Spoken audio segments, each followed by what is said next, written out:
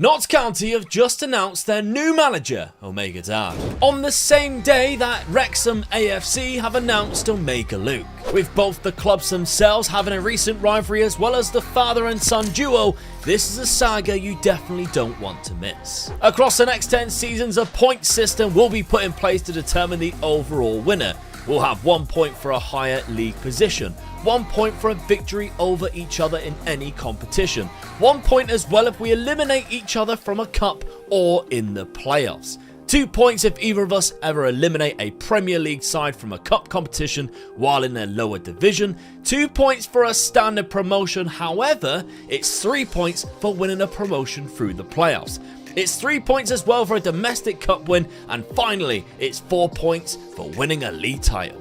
So a race to the Premier League and 10 seasons to do it. Let's get on with season number 1. Okay, with all that down, let's have a look at Dad's transfers this first season. I think it's fair to say you struggled with the fact that they are obviously a lot lesser players. Well, we weren't talking about millions, were we? We were talking about freebies and loans. Yeah. So your first signing was Jack Simpson, free transfer. You established maybe centre back was a weak position for you. Yeah, I had one good centre back there and an average one, so I just want to try to get another average one in just in case. And this guy sort of fitted the bill really for me. Yep, and then Dad doing what Dad does best, spent all of his budget on a goalkeeper. I looked at the goalkeeper and I thought, to me, I mean, people laugh at me buying keepers all the time, but I do think it's one of the most important positions in a team, especially a team in lower leagues. I think you've got to have, and Argo proved that when they had a good keeper, you've got to have a good goalkeeper. So I went out and tried to find a better keeper than what I had. I found this guy and I took him, but I just blew my budget and it nearly buggered me up completely. Did it? Because then you had to start selling players because you didn't have enough money to bring anybody else in, and then you could only loan players in after that. Yeah. And you were struggling. First, all on deadline day, by the way. But the main reason why I struggled as well, I lost another centre back, didn't I? Yeah. On transfer deadline day. And I really didn't want to lose him, did I? No. I tried everything to keep him, but I lost him. Bringing players in, all loan signings. Yeah. Max Aliane, centre back, not amazing. No. Yarrow Kwanzaa, this guy's a little bit better. We've seen him actually play in real life, haven't we? When I seen this guy available, this was the main one I tried to get. And I'm lucky enough I got him tonight from Liverpool. Yeah, 20 years of age, 6'6". I had to pull a few strings and I got him. Yeah, they are all as well loanees where you haven't had to pay any wages or any fees. And that's what I had to That's do. all you could afford. You couldn't afford anything. No. You had nothing in your budget. Max Oyedele from Manchester United, centre midfielder. Because again, I think as well you had Dan Crowley, who's your best player, best midfielder, get injured right on the last day of the season, last day of deadline day. So you needed then to bring in a couple of midfielders. You also brought in Joe Hodge from Wolves, who I think is probably the better one out of the two there. He's a very good box-to-box type of midfielder. Two good young lads have in the squad, I think. Yeah, absolutely. Again, no wages being paid whatsoever. Now, Dad, your tactic, there's a story about it because you started off with this, and it did not go well at all. I had an awful start of the season, didn't I? First, because we do, I think, is it 5 games before the transfer window comes in? So we're able to play around with the tactics now and again, just a little bit, and that's what I started off with. I mainly wanted to get the two players up front because they are two good strikers, didn't I? Yeah, you got McGoldrick and Langstaff. Yeah, Langstaff is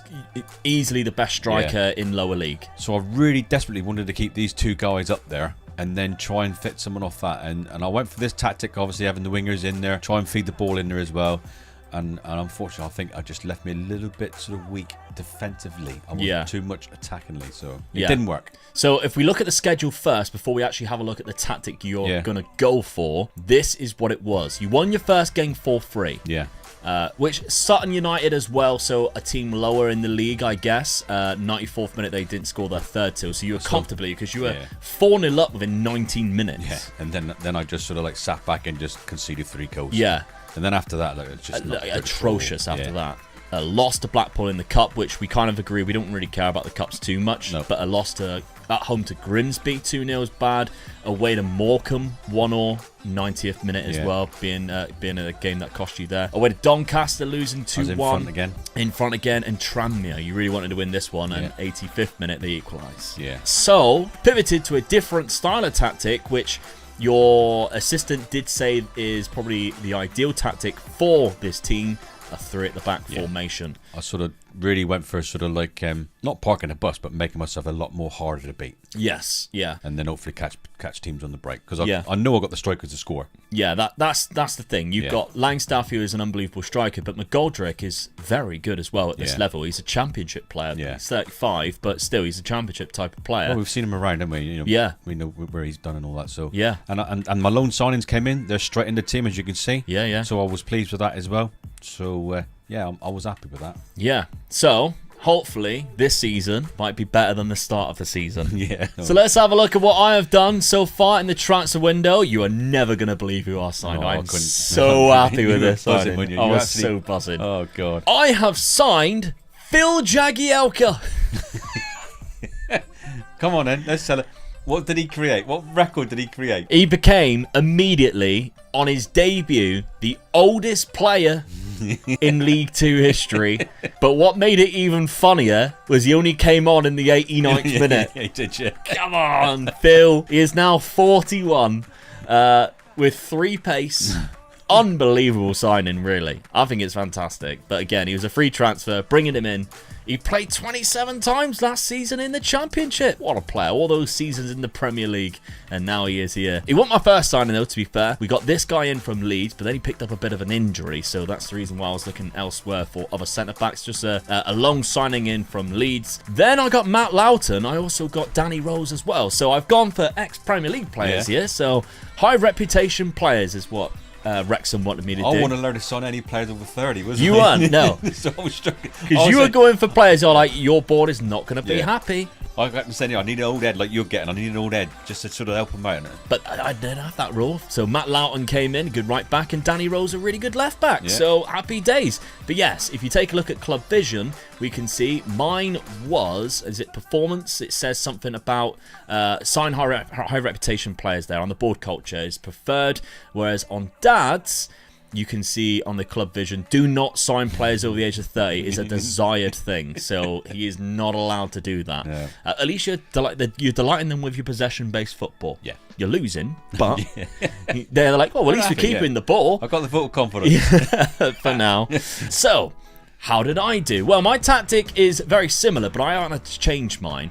Mine is a 3 at the back with 4 across here, 2 DMs, 1 attacking midfielder, and 2 strikers, again because I've got quite a few good strikers like Stephen Fletcher, Ollie Palmer, and of course Paul Mullin, who is, I would say, probably quite famous at Wrexham for being that lower league striker who has been quite amazing. 28 years of age, still got a few years left in him too. So my best 11 pick looks like that. Paul Mullin goes up there, Fletcher goes in the target forward role. We also have Rob Lee's son, Elliot Lee.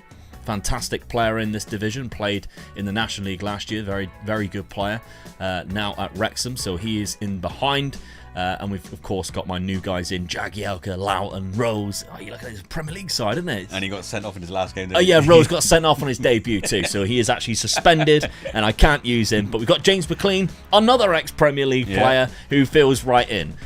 My friends that I have in Ben Tozer and Luke Young are not in the team, which is funny enough. The 2 guys that I know is the club captain and the vice captain. Luke Young I played in primary school with. He was in my primary school team, and Ben Tozer gave me Obafemi Martins' boots. So can't complain with that. No. Now the schedule that I've had, very good start for me. I beat MK Dons first game of the season. Elliot Lee with 2 goals. James McLean got sent off in that one, so that was good. First round of the cup though, I'm out. I'm done. Mansfield knocked me out. I'm alright with that though, because in the league we then beat AFC Wimbledon, so I beat MK Dons and AFC Wimbledon back to back. Then we beat Warsaw with Ollie Palmer scoring quite early on from a penalty, defeating them 2-1. Ollie Palmer got both goals in the next game against Swindon because Paul Mullin starts off the season injured. I haven't actually played a game with Paul Mullin yet, so if you're like, where's Paul Mullin, why hasn't he scored? He starts off with a bad hip and he's injured at the start of the season. Then I draw 2 games. I drew 2-2 against Swindon. Danny Rose gets sent off, and then I drew against Barrow 3-3. 96th minute after being 2-1 up and then conceding 2 goals 2 minutes later. It's unbelievable. So great games that we always see in League 2, starting things off, which has seen the table look like this. I'm currently in second place, and Dad is all the way down there in 16th right now. So early, and I just got up. This new tactic works for me. Huh? Yeah, because you haven't even tried it yet. No, I haven't. No, I haven't tried one game of it yet. We seen your last result, and you were like, I've got to change it. Yeah. So, first season of this brand new series, the race to the Premier League. I'm excited. Let's simulate this first year and see what happens.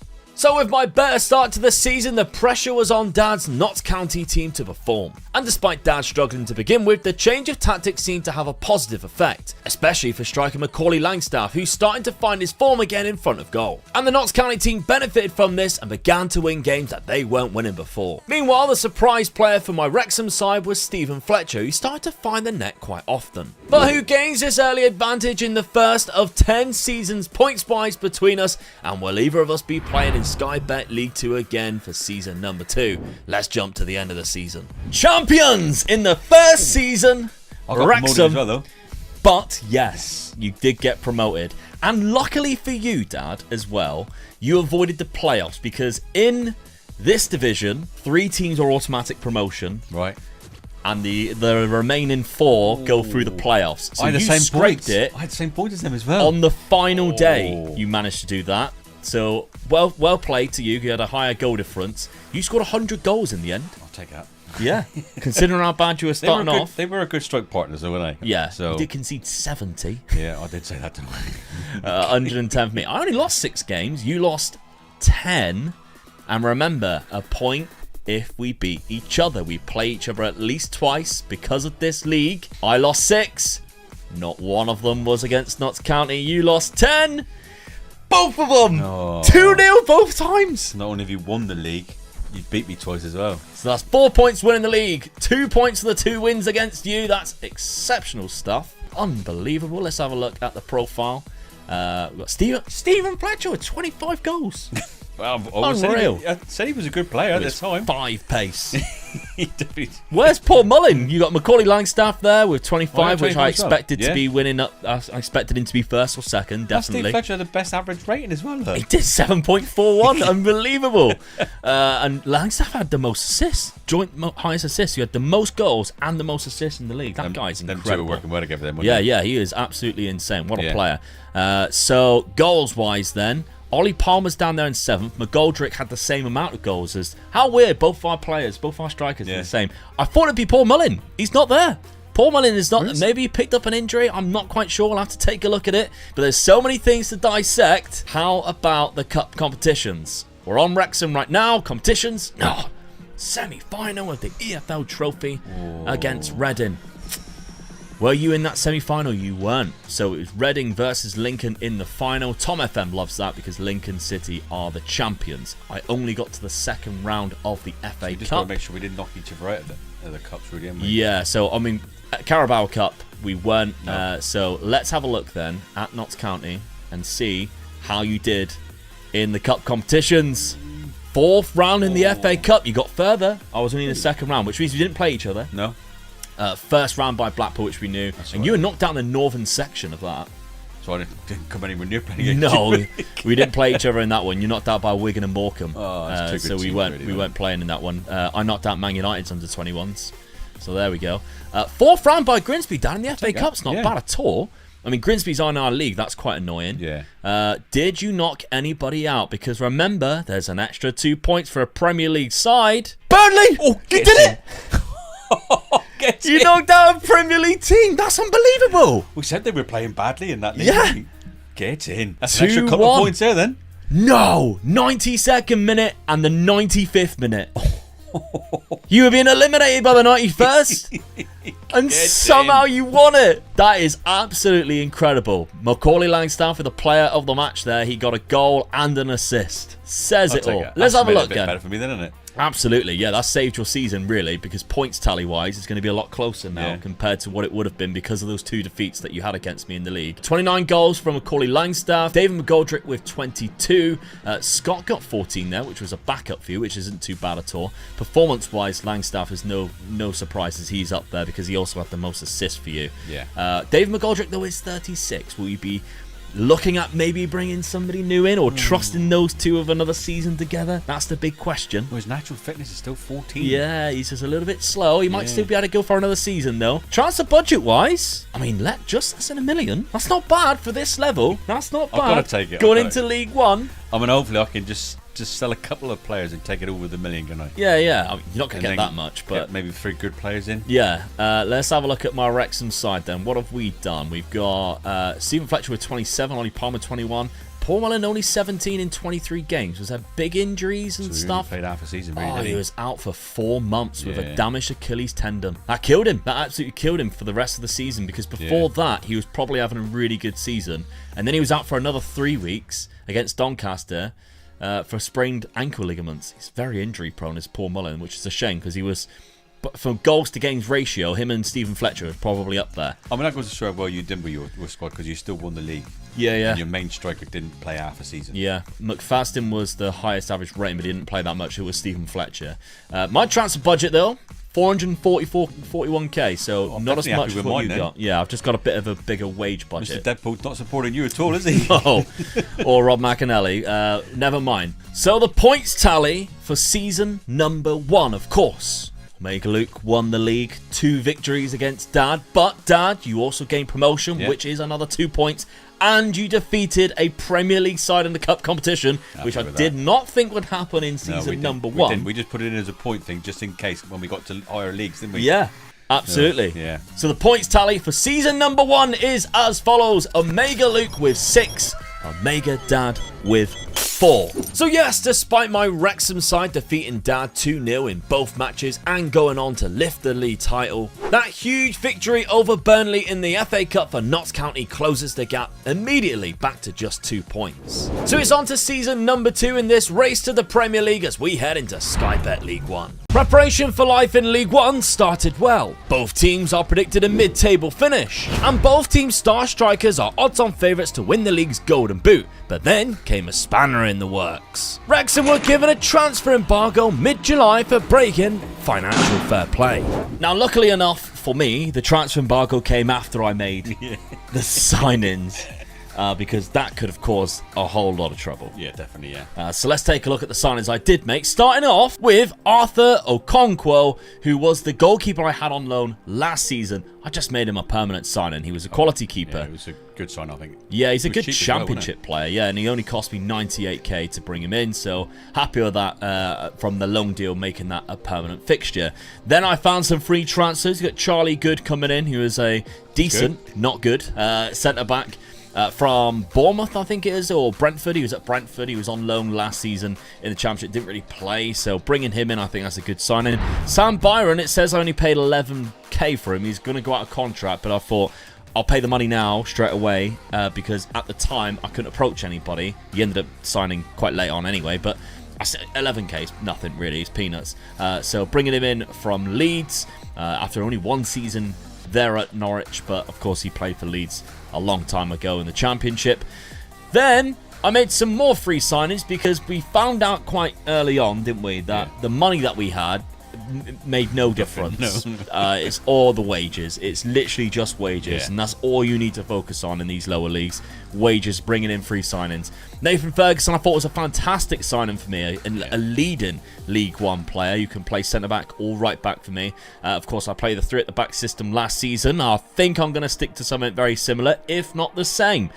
Jensen Weir was another one from Brighton, a good centre midfielder. Young as well, only 22 years of age. I've knocked him down for a 3-year contract. Because another thing that we discovered in the lower leagues, you don't want to give out too many long-term contracts, because if you do progress, then you're stuck with all these players who are only good enough for the league before. So that's something I thought about. But at least this one has the potential to be a good Championship player. So bringing him in, only 22 years of age, on a freebie, that's not too bad. Joe Rawls from Cardiff has experience in the leagues above.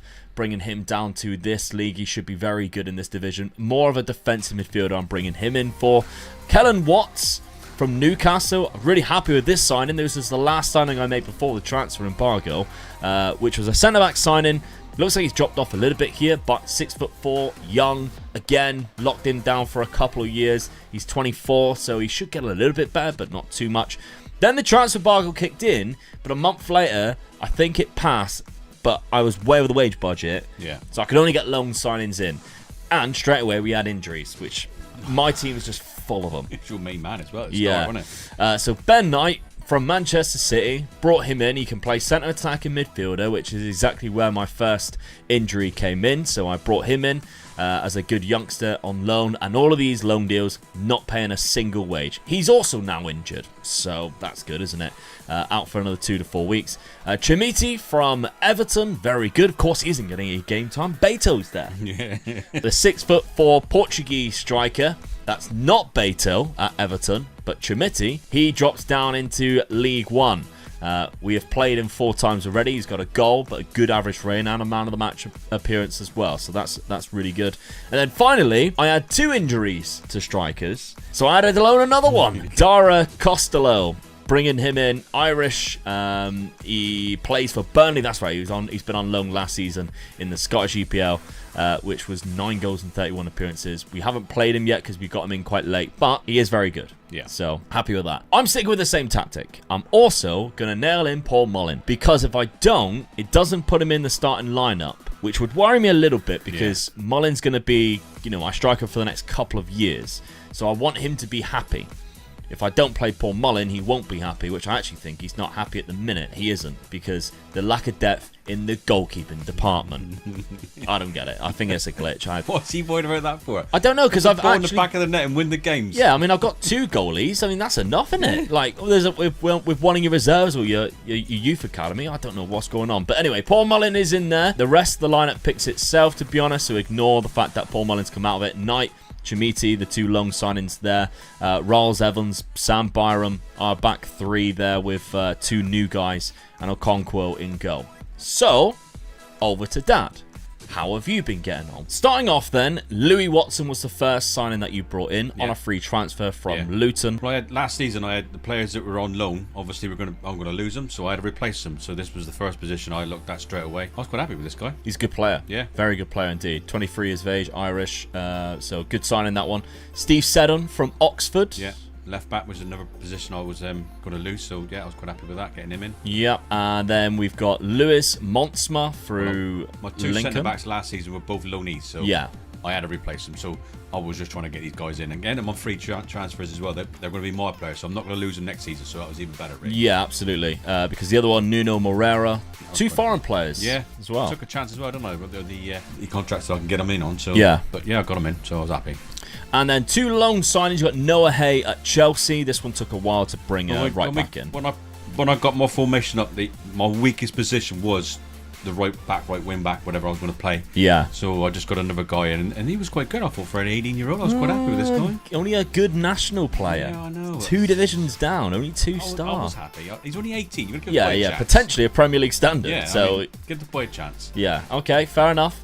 And then finally, you got Sonny Perkins from Leeds United on loan. Yeah. I wanted to fill that position because I was worried about injuries, and I'm going to play a more of attacking tactic this time. Yeah, you had a bit of squad depth problem, didn't you, in the first few games? So at least he comes in and you can fill 2 different roles at the very least. Your tactic then, like you say, you've gone a bit more attacking, which, considering our first season, you had to change it to a defensive formation. Then we've gone up a division, is a very wild statement. I just thought this league, you've got to go for it.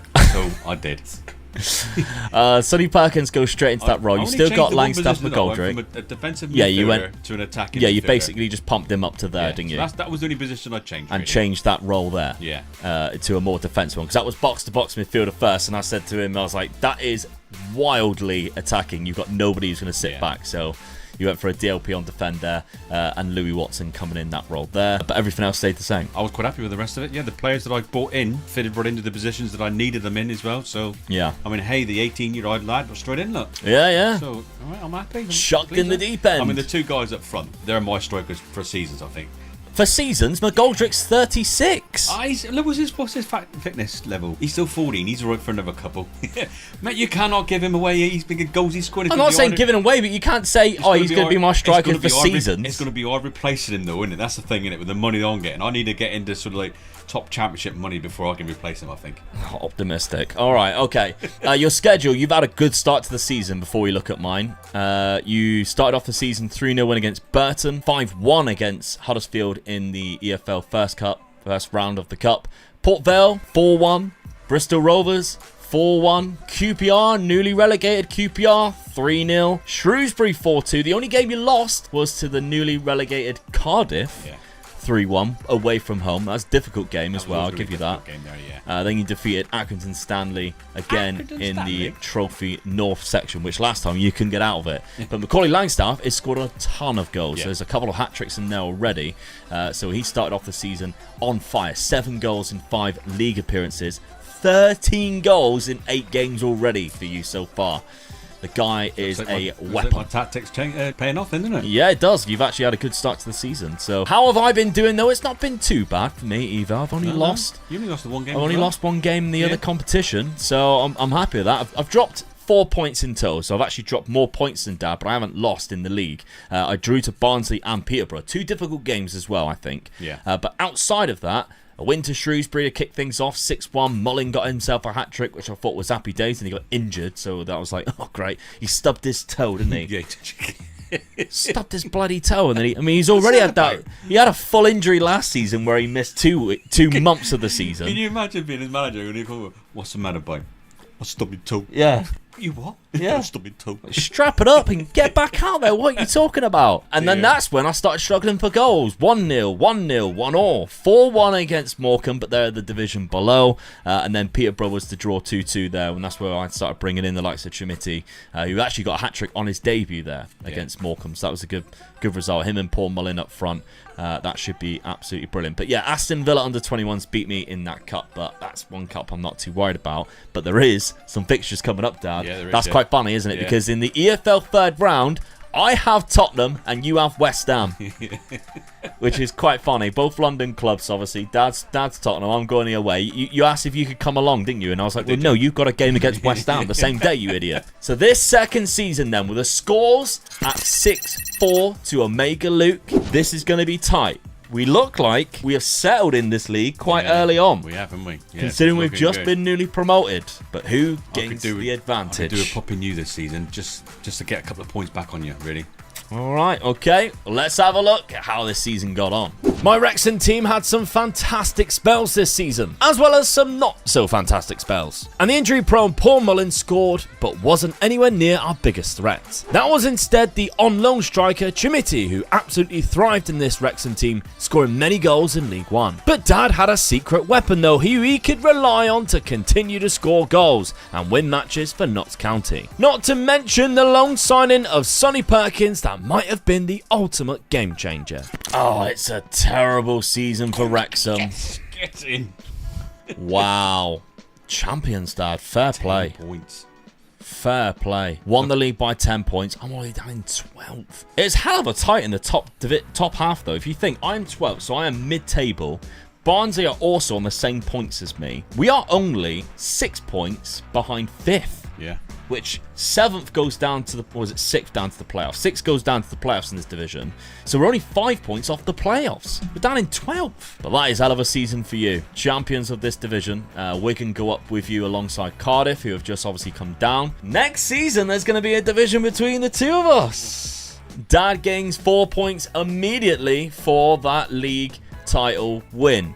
But of course, we've played each other twice. How have I got on? I've lost 14 games. Oh, both times. Get in. Both times. It's another 2 points. So that's 6 in total. I needed to have knocked out Tottenham. Yeah. Or win a cup. And I have not done either of that. I did as bad as what you did last season in that EFL trophy. Knocked out in the northern section. Not very good at all. Charlton in the third round of the FA Cup. Third round by the Carabao Cup. Tottenham Hotspur. Not good. Right, I'm guessing I just didn't score a lot of goals. Chimiti 22, Paul Mullin 21 in 50 games. It's too many stub toes. Too many stub toes. Ollie Palmer didn't play that much at all. Yeah, I've had a bad season there. I don't know whether that's my recruitment or... You could be in real trouble if I beat West Ham as well. Well, I hope not. I hope not, because you already gained 6 points on me there. Oh my God, you were top from there, lot. You were top halfway through the season. That is madness. Past positions, Notts County, Yeah. Game week 24, which is just over halfway. Yeah. You are top and you stay top all the way. Fair play. Whereas me, oh my God, that's so frustrating. I was in the playoffs. You got close to me, yeah. Yeah, I was in the playoffs all the way up until game week 41. It was around you lost it really, didn't you? Yeah. That was a big drop from there to there. Yeah, I had a bad start to the season. Yeah. Okay middle, bad end. That's very annoying. Yeah. Okay, well, the profile, Langstaff got 31 goals, the highest average rating in the league. And Sonny Perkins got the second most assists. Fair enough. Happy with that? Macaulay Langstaff absolutely smashing it. He's unhappy. Wants a new contract. You're all good. Yeah. You don't want to leave just yet. Okay. Did you win anything else, though? Competitions. No.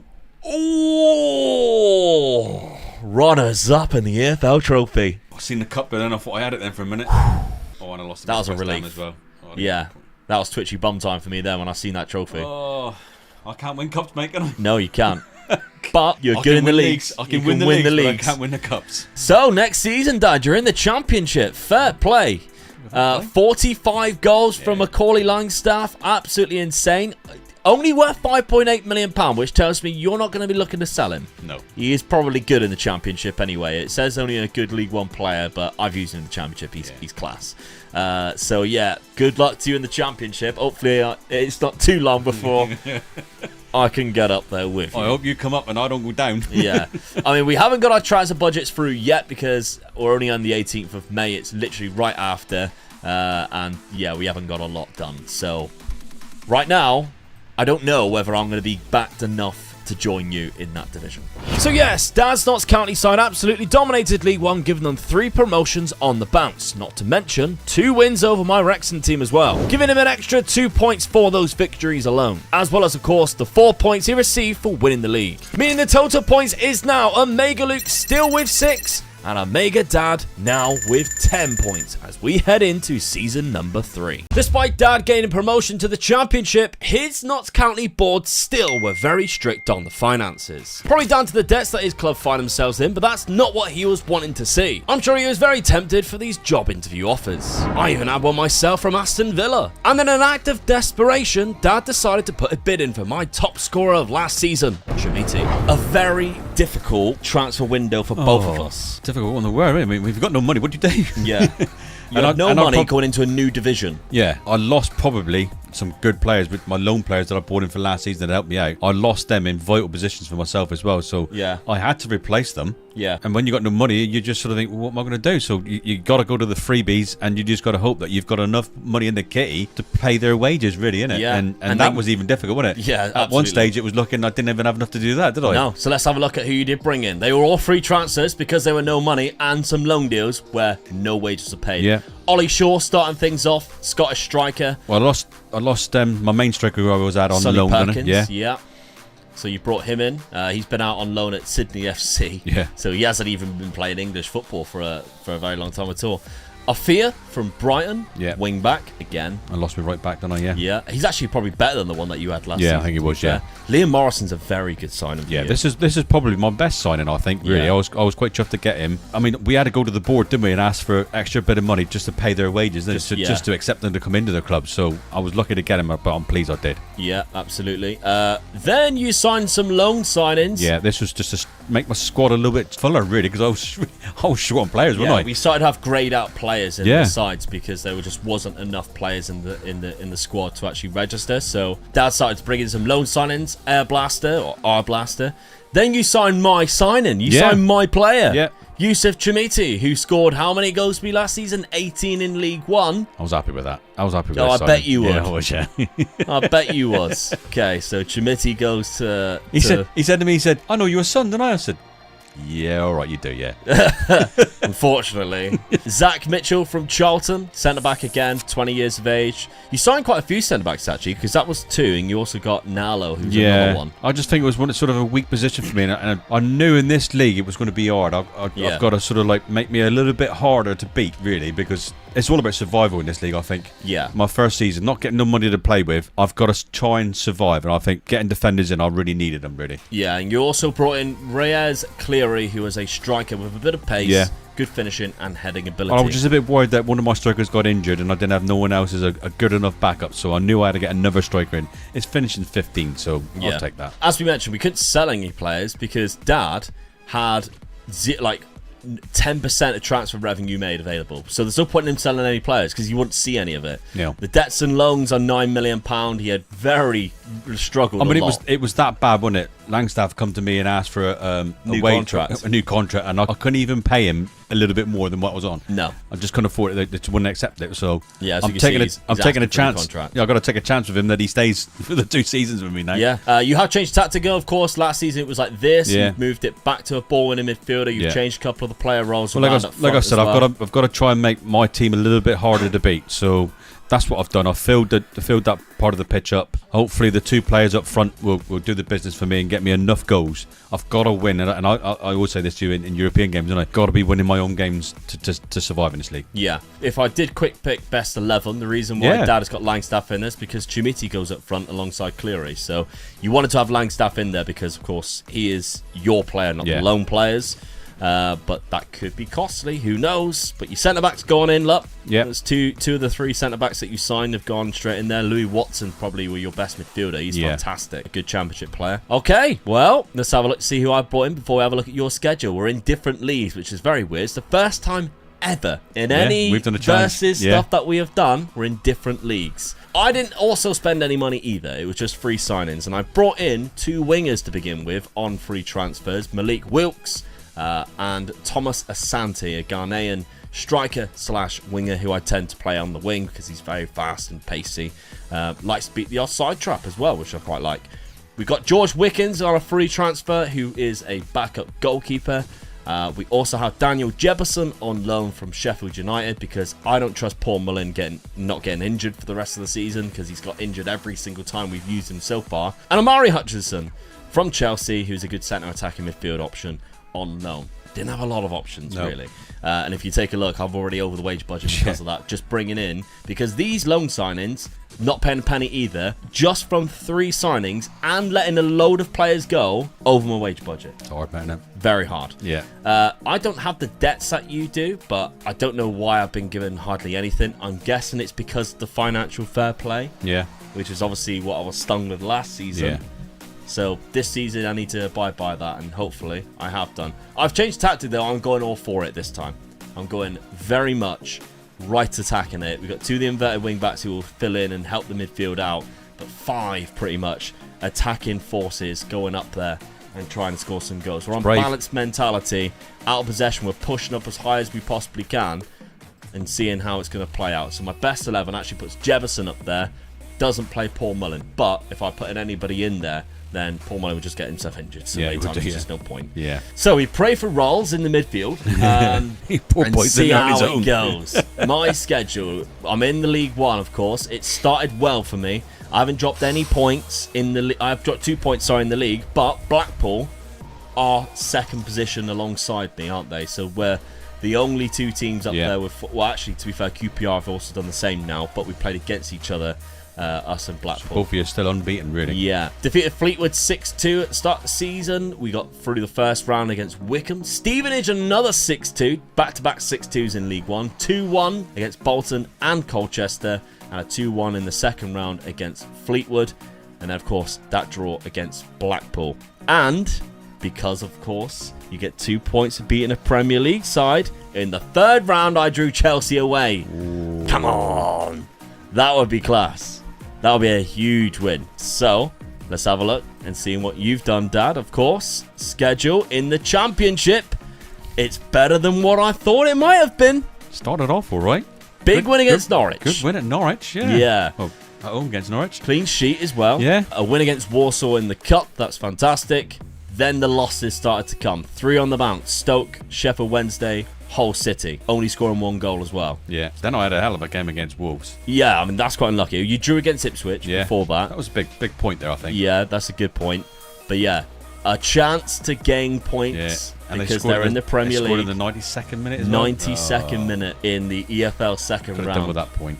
Could have done with 2 that points. Point. That would have been 2 points. 2 points, yeah. And I think that's a good draw at Millwall as well. Yeah, good draw against Millwall, yeah.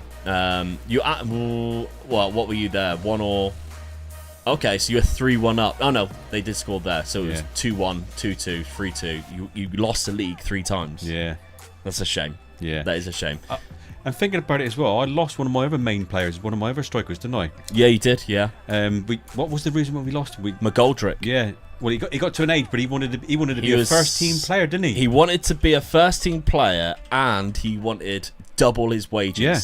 He's now just a free agent, but he's only a decent League 2 player now. I mean, I couldn't afford to pay him extra wages anyway, but he wanted to be guaranteed first team, and I can't guarantee that. No, I mean, he scored 21 in the first season, only 11 I had in to the release second. him as well, so Yeah. unfortunately, thanks for your service, he's gone. So that's Absolutely. why you didn't see him at the start in 11 total, really. Okay, so my fingers are really, really tightly crossed with this yeah, one. for you to survive. I've just got to survive. I'm hoping I've picked a good enough team to survive. 18th after 5 fixtures. Yeah. But there are some big teams below There he is. you. I don't like the look of that at all, really, do you? No. Your top scorer right now is your left wing back. So hopefully, at the end of this season, I can continue my push and get myself into the Championship, and you'll still be in there. I mean, we're looking at that now, saying look at all the teams below me, but you look at the teams above me, and we had this feeling with Argo, didn't they? With this being their first season in the Championship. Yeah, there's and never we were an looking. easy game. Wonder what game would be a good game to go and watch, and it was like, oh, that game is. You think they're all good games to go and watch. They're all good teams in this league, aren't they? All big clubs. So, I'm fingers crossed, mate. I tell you, I'm really praying that I stay in this league. If you come up, then at least we'll be there together again. So. Yeah. Season number 3 of Race to the Premier League is underway. Let's find out what happens. Dad was right to cross his fingers because he took a lot of beatings this season in the Championship, even getting tonked 3-0 by our home team, Plymouth Argyle. My new tactic at Wrexham, however, was proven very strong, despite some really tricky matches, which could stop my automatic promotion push. But hey, there are other ways of getting into the Championship, I guess. Okay. Oh, I just got promoted. Through the playoffs. Well done. I'll take the playoffs. Yeah. Take the playoffs big victory, yeah. 3 points for the playoff Tactic win. work for you. A lot of people are questioning why the playoffs is a little bit more. We see it as a little cup, don't we? So Yeah, it's right, yeah. I mean, I'd rather go through the playoffs than definitely, yeah. win If you automatic can guarantee promotion. you're going to get promoted and it's either an automatic promotion or go through the playoffs, you go for the playoffs every Yeah, time, wouldn't you'd you? want to win the league, A of trip to course. Wembley Yeah, and win it. Exactly. So that's the reason why it's more points. So Yeah. it's 3 points for winning the playoffs, and I managed to do that, beating Wimbledon in the final there. I'm disappointed because I thought it would be automatic. Yeah. I thought we'd probably win the league. Semi-final, Blackpool. Well, there you go. So you beat the team that was racing with you then, Yeah. really. So that goes to show that's even better, I think. Unbelievable amount of goals in this playoff, wasn't it? Oh, yeah. You look Jesus at it, Christ, look at the semi-finals. Yeah. So many goals. In the league table, Barnsley went up as champions with Swansea. So there's a couple of Welsh clubs I coming mean, you back look at up the to top three. Championship. You three were in and out of. I bet you, if you looked at the sort of graphic to say how you were all doing it, I bet you were swapping. Yeah. Oh, it's top Oh. with not a lot left. Swansea had a big rise up. Look. Yeah. They come up quite quickly. Oh my God, Barnsley dropped all the way down to there at that point, look. All the way down to 8th. No one was consistent in that league. No, not at all. Not at all. Blackpool had a bad drop-off halfway through the season. That's what lost it for Blackpool, wasn't it? Yeah, and Lincoln climbed up right at the end there. Wimbledon probably the same. Yeah. Okay, I'm up there, Dad. That's the main thing. Jefferson had the most goals in the league, but Paul Mullen also had 20, so that's really good. Yeah, good, yeah. Happy with that. Jefferson's up there with Hutchinson. That's 2 lone players, which is annoying because I won't get them the second season. I'm nervous now. But will I be overtaking you, or will I just be joining you? I'm nervous now. I am dropped out. Let's find out. Notts County, 19th. 19th. I'll take that. Well done. I'll you take survived. that, definitely. I'm in a position behind Plymouth Argyle as well. 48 points. You survived quite easily because relegation was 32. Yeah. So easily, it looks 112, worse than what it 112. actually was. Some big clubs going down. Yeah, surprised with that. But I know, how far away were you from mid-table? Like 20 points. Yeah, it's a long way. That's innit? the difference. It's a long way. That's a lot to make up, innit? Yeah, That's a lot to 19 make points up. off Reading, who were in 12th place.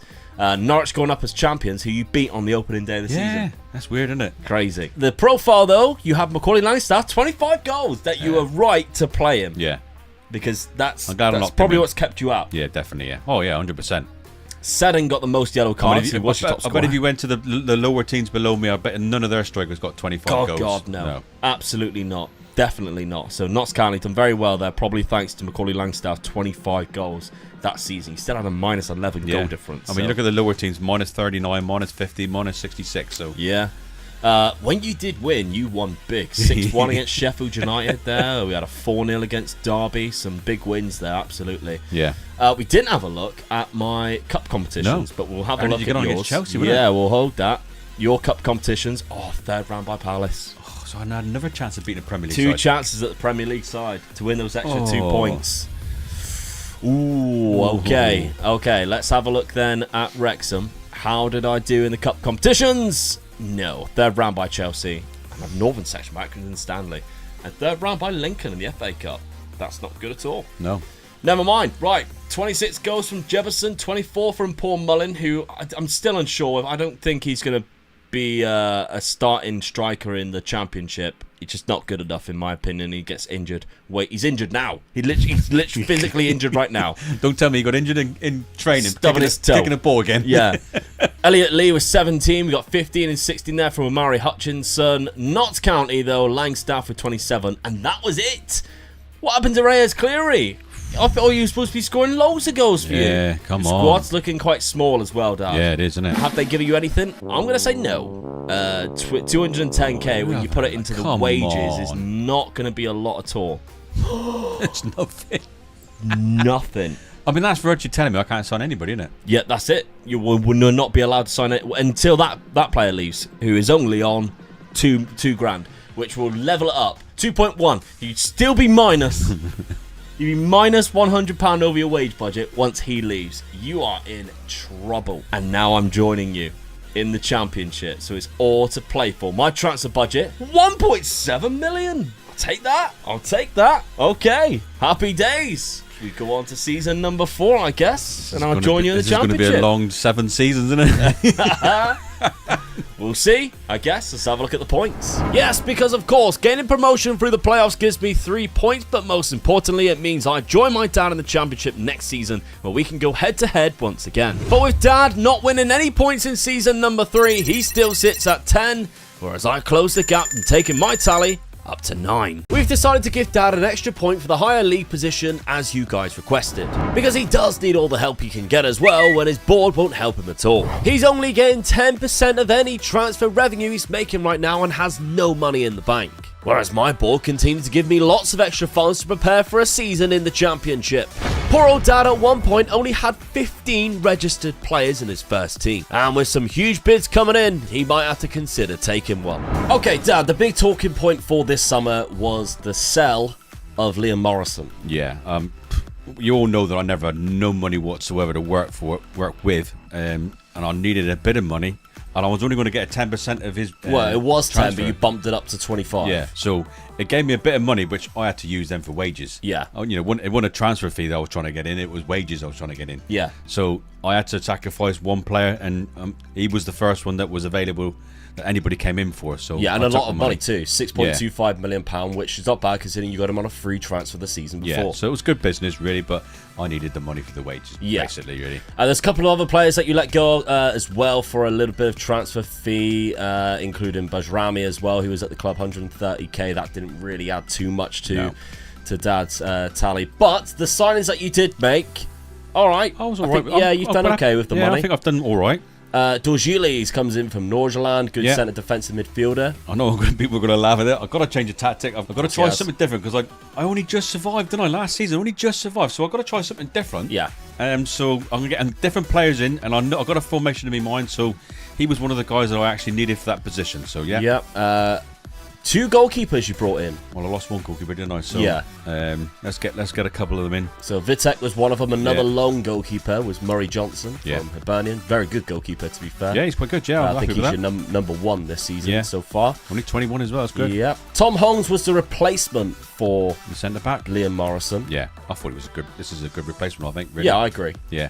So that's good. On a free transfer as well, 26 years of age. So he's my player as well, so that's even better. So. Yeah. You brought back Sonny Perkins. I actually really didn't. I sort of he scored a few goals for me last season, or season before, whatever season it was. Because I did say to you, I said I wonder if I'll get him back, and you did say to me, I don't think they'll lend you him back. They don't normally do it, do they? So I tried my luck, and they let me have him again. Well, so they don't normally do it the season after. It's a very weird bug in the game, I think, but they didn't let you have that for him that season. Instead, they sent him to Barnsley to play in the division below. When you were promoted that season when he did 14 and 13, so you got him back the season after in the Championship. So hopefully he'll do the same again for me this season. Yeah. So. Andre Gomez, another loan deal from Benfica. Yeah. Having to use the loan deals, aren't you? Midfielder. I thought it was a good one, that. Paying just a monthly fee of 50 quid. Yeah, we couldn't believe that, could we? I'm paying that out of my own pocket. Yeah. Out your own wages. Aston Ollis was another one, a new gen coming in. We're going to start seeing more new gens now that we get deeper into the season. Yeah, definitely. We're close to halfway already, which is quite scary, isn't it? Aston Ollis coming in that CDM role, which gives you an idea how many midfielders are coming in of Dad's tactic. Alfie Doy, a centre-back, another backup centre-back now. Good pace on the lad. Yeah. Only 6 foot, but good pace for 20 years of age. And then finally, Jamie Donnelly from his hometown, or his own club, Spurs. Yeah. As a striker who could also play in that centre attacking midfielder or centre mid. It's like, make your mind up. What one do you want to do? But he has got good passing ability, so he could probably play that quite well. That's one of the reasons why I got him in. Yeah. Northern Irish, 21 years of age, and Dad said he changed his tactic. Does Jamie fit into it? Yes. He could play 4 different positions if he wanted to, Jamie. Got one striker now, going to that one striker formation. Yeah. Obviously, Langstaff was your main striker. Will he still be this season? Well, I'm unsure now. I am enamored about locking him in, didn't I? And because he is my striker. But I just thought, well, if I lock him in, I could be playing him when he's injured and things like that. Yeah. So I just thought, no, I'll just let the assistant manager pick the team, the best team at the particular time, and just go with it. Yep. The shadow striker role, which is a role that we obviously both quite enjoy. Yeah. We've got 3 across midfield and then 1 DM. 2 Mazzales, which is obviously going to give you a little bit of width alongside the wing backs, and a box-to-box midfielder in there, and a DM. So I've tried to box it up, nice and tight there. But when we get the ball, bang, we'll go for it. Yeah. So I'm hoping it'll do the job for me. Okay, let's have a look at my Wrexham side. First season in the Championship. I had a little bit of more money than what Dad did, let's just say that. And I did spend it quite well, I think. I brought in John Swift to begin with from West Brom, AC4K, 31 years of age, I think. For a season or 2, this man's going to definitely do the business for me in this division. He's very good in this division. Good natural fitness as well, so he's not going to decline immediately for me. And he's played in this division for the last 10, 15 years almost. Yeah, I'm happy with this signing. Bring him in for such a cheap wage. Oh, definitely, yeah. That's really good for me. Tyrese Campbell, though, I did spend my money. £1.3 million in total for a striker. And that's because Paul Mullin, he's just not doing it. He's not doing it. And in real life, he scored a hat-trick weekend. I know. Mental. Yeah, I'm not going to keep Paul Mullin in the side anymore. Tyrese Campbell, I thought, going into a bigger division, let's buy a Championship striker who scores goals. He got 0 in 20 last season, but he's never got double figures either. But he's got 1 so far for me in 6. And I spent £1 million on him. And then finally Scott Wharton, which was probably my best signing for money, bringing him in as a centre-back there from Blackburn, 28 years of age, very experienced, and then I started getting some free transfers instead. So Lewis Binks from Bologna, which I thought was a really good pickup, to be fair. The Scottish centre-back who went to Bologna, quite a nice little signing there. Owen Beck. There's a few free transfers in here. People are saying, sign some more Welsh players. Here's your Welsh player. Yeah. Andy Leon's another free transfer. You can play both sides there. That's a really good pickup, I think. Darnell Furlong, good right back. I like that one. Josh Bowler, I think, is one of the best free transfers I managed to pick up. 27 years of age, plays on that right-hand side. A good Championship player from Nottingham Forest. So he hasn't played for a couple of years, but he's really good in this division. Omari Hutchinson, it was quite funny with this one, wasn't it? Because obviously I had him on loan the season before. Had a really good season. Then he went back to his club, Chelsea. And then when he was running out of contract, I offered him a wage, and he was like, I want 70 grand a week. did you? And I'm like, no, that's not happening. So I waited for him to be a free transfer, and then eventually on the 9th of the 7th, when he had nobody coming in for him, he accepted a 21k a week wage. And I thought, that's funny, isn't it? So then James Beeder was another one, a loan player this time round, a good loan goalkeeper. And then finally, Valise from Tottenham. I also got a striker from Tottenham's Youth Academy, but he doesn't play another position, so he just likes to beat the offside trap. On my outs, I didn't really have a lot going out. There's just a few free transfers that went out, but I've got a good enough squad, I think. I think I've held on to a lot of my players, and obviously I've got rid of Paul Mullin.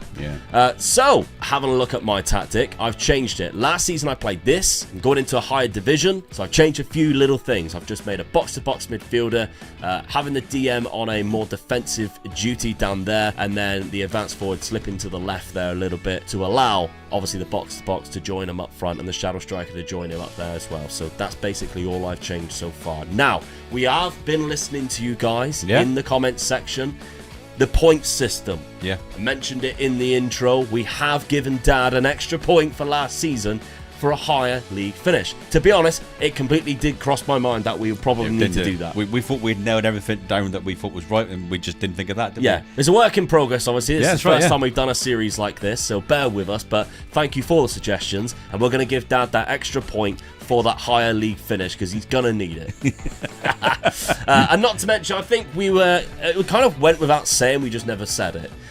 But if we do get relegated, you get minus the same points as what you would for winning the league. So you can't get yourself automatically relegated to win the league and just keep gaining points. That's not how it works. If you're relegated, you get minus 5 points, whatever it is, that you would win the league.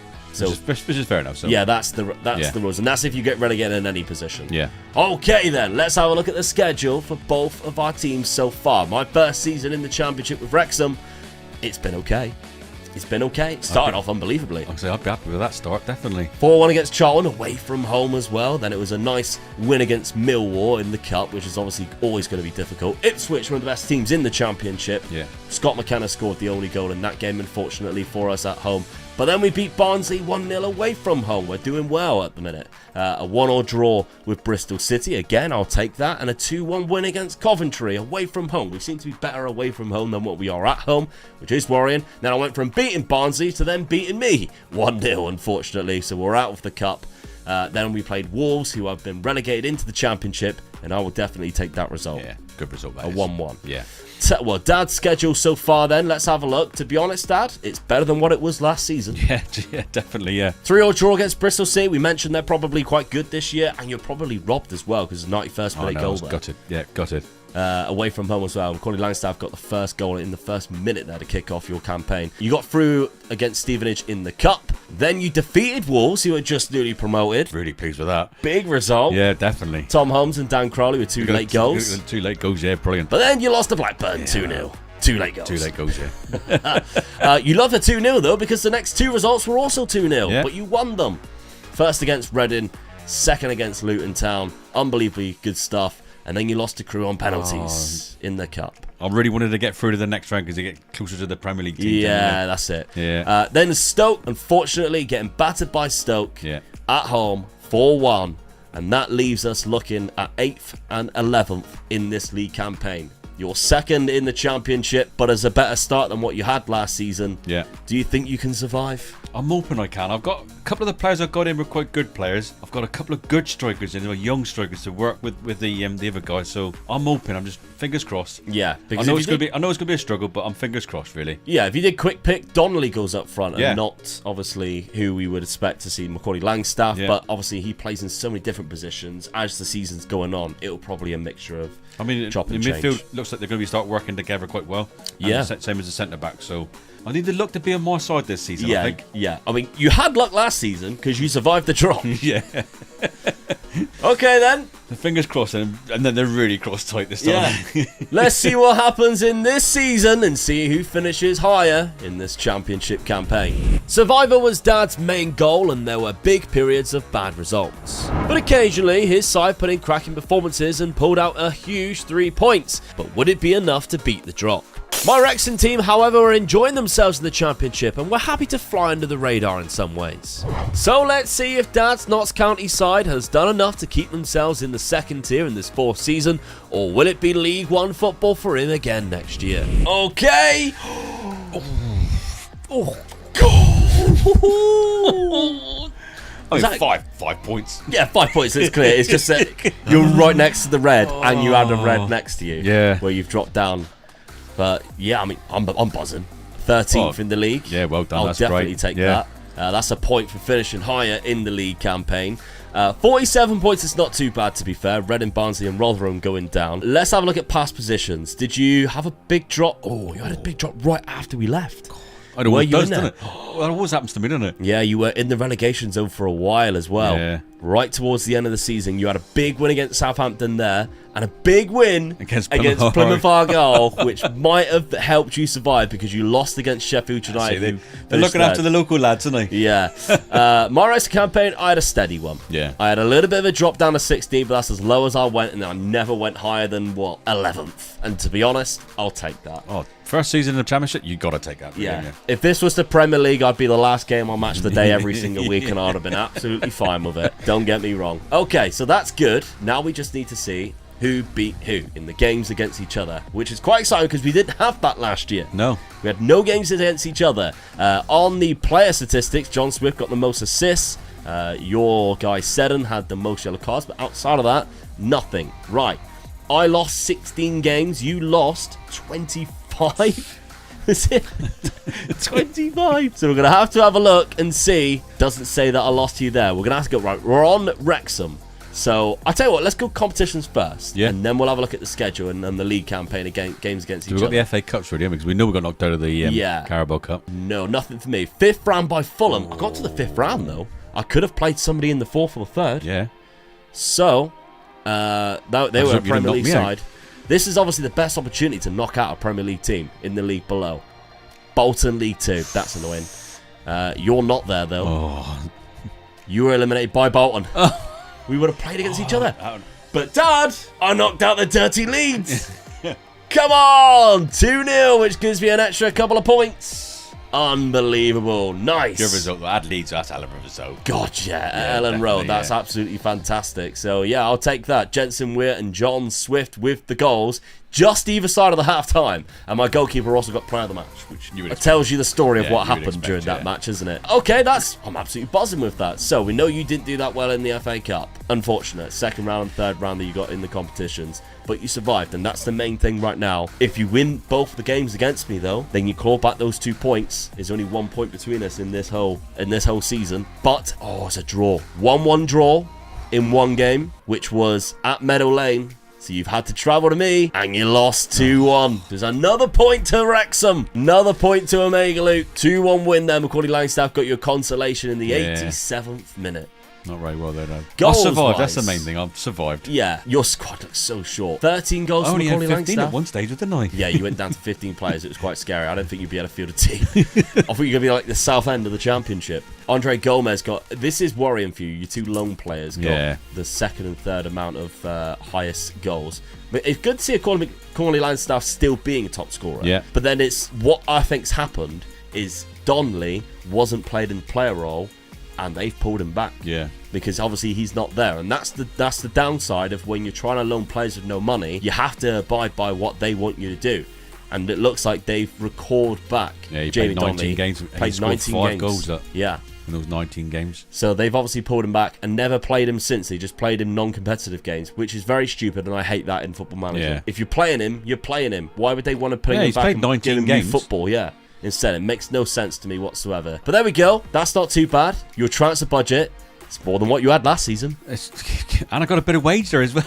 Well, you say that. It's not a lot, is it? 7k when you look at the wages that you are paying when your best player's on 17. Last time when I sorted the wages out, it was 0-0, wasn't it? Yeah. It was minus £2 or something. Yeah. So you might still have to do a little bit of wheeling and dealing. Because you do also have a few players that are on there last year of their contract. Oh, actually, you don't.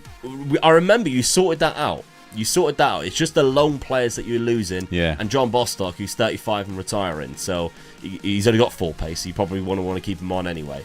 Let's have a look at my squad then. How did I get on goals-wise? So Valise got me the most goals with 20. So Tyrese Campbell, he lived up to his reputation of being absolutely terrible.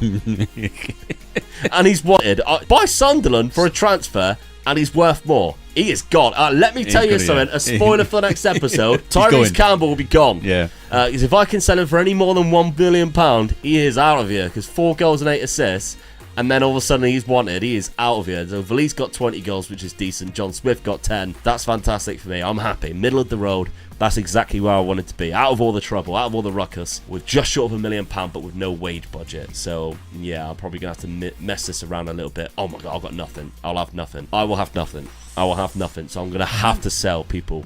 That's like hard Tyrese to believe. Campbell. They gave you £1 million first season. Yeah. And then nothing this season. Yeah, but there's nothing in the bank, look. No. So obviously I'm overspending on wages, etc. already. Yeah. So I'm going to have to start being a bit more of a selling club and be a bit more smarter with my transfers. Takes 2 of us, doesn't it? Yeah.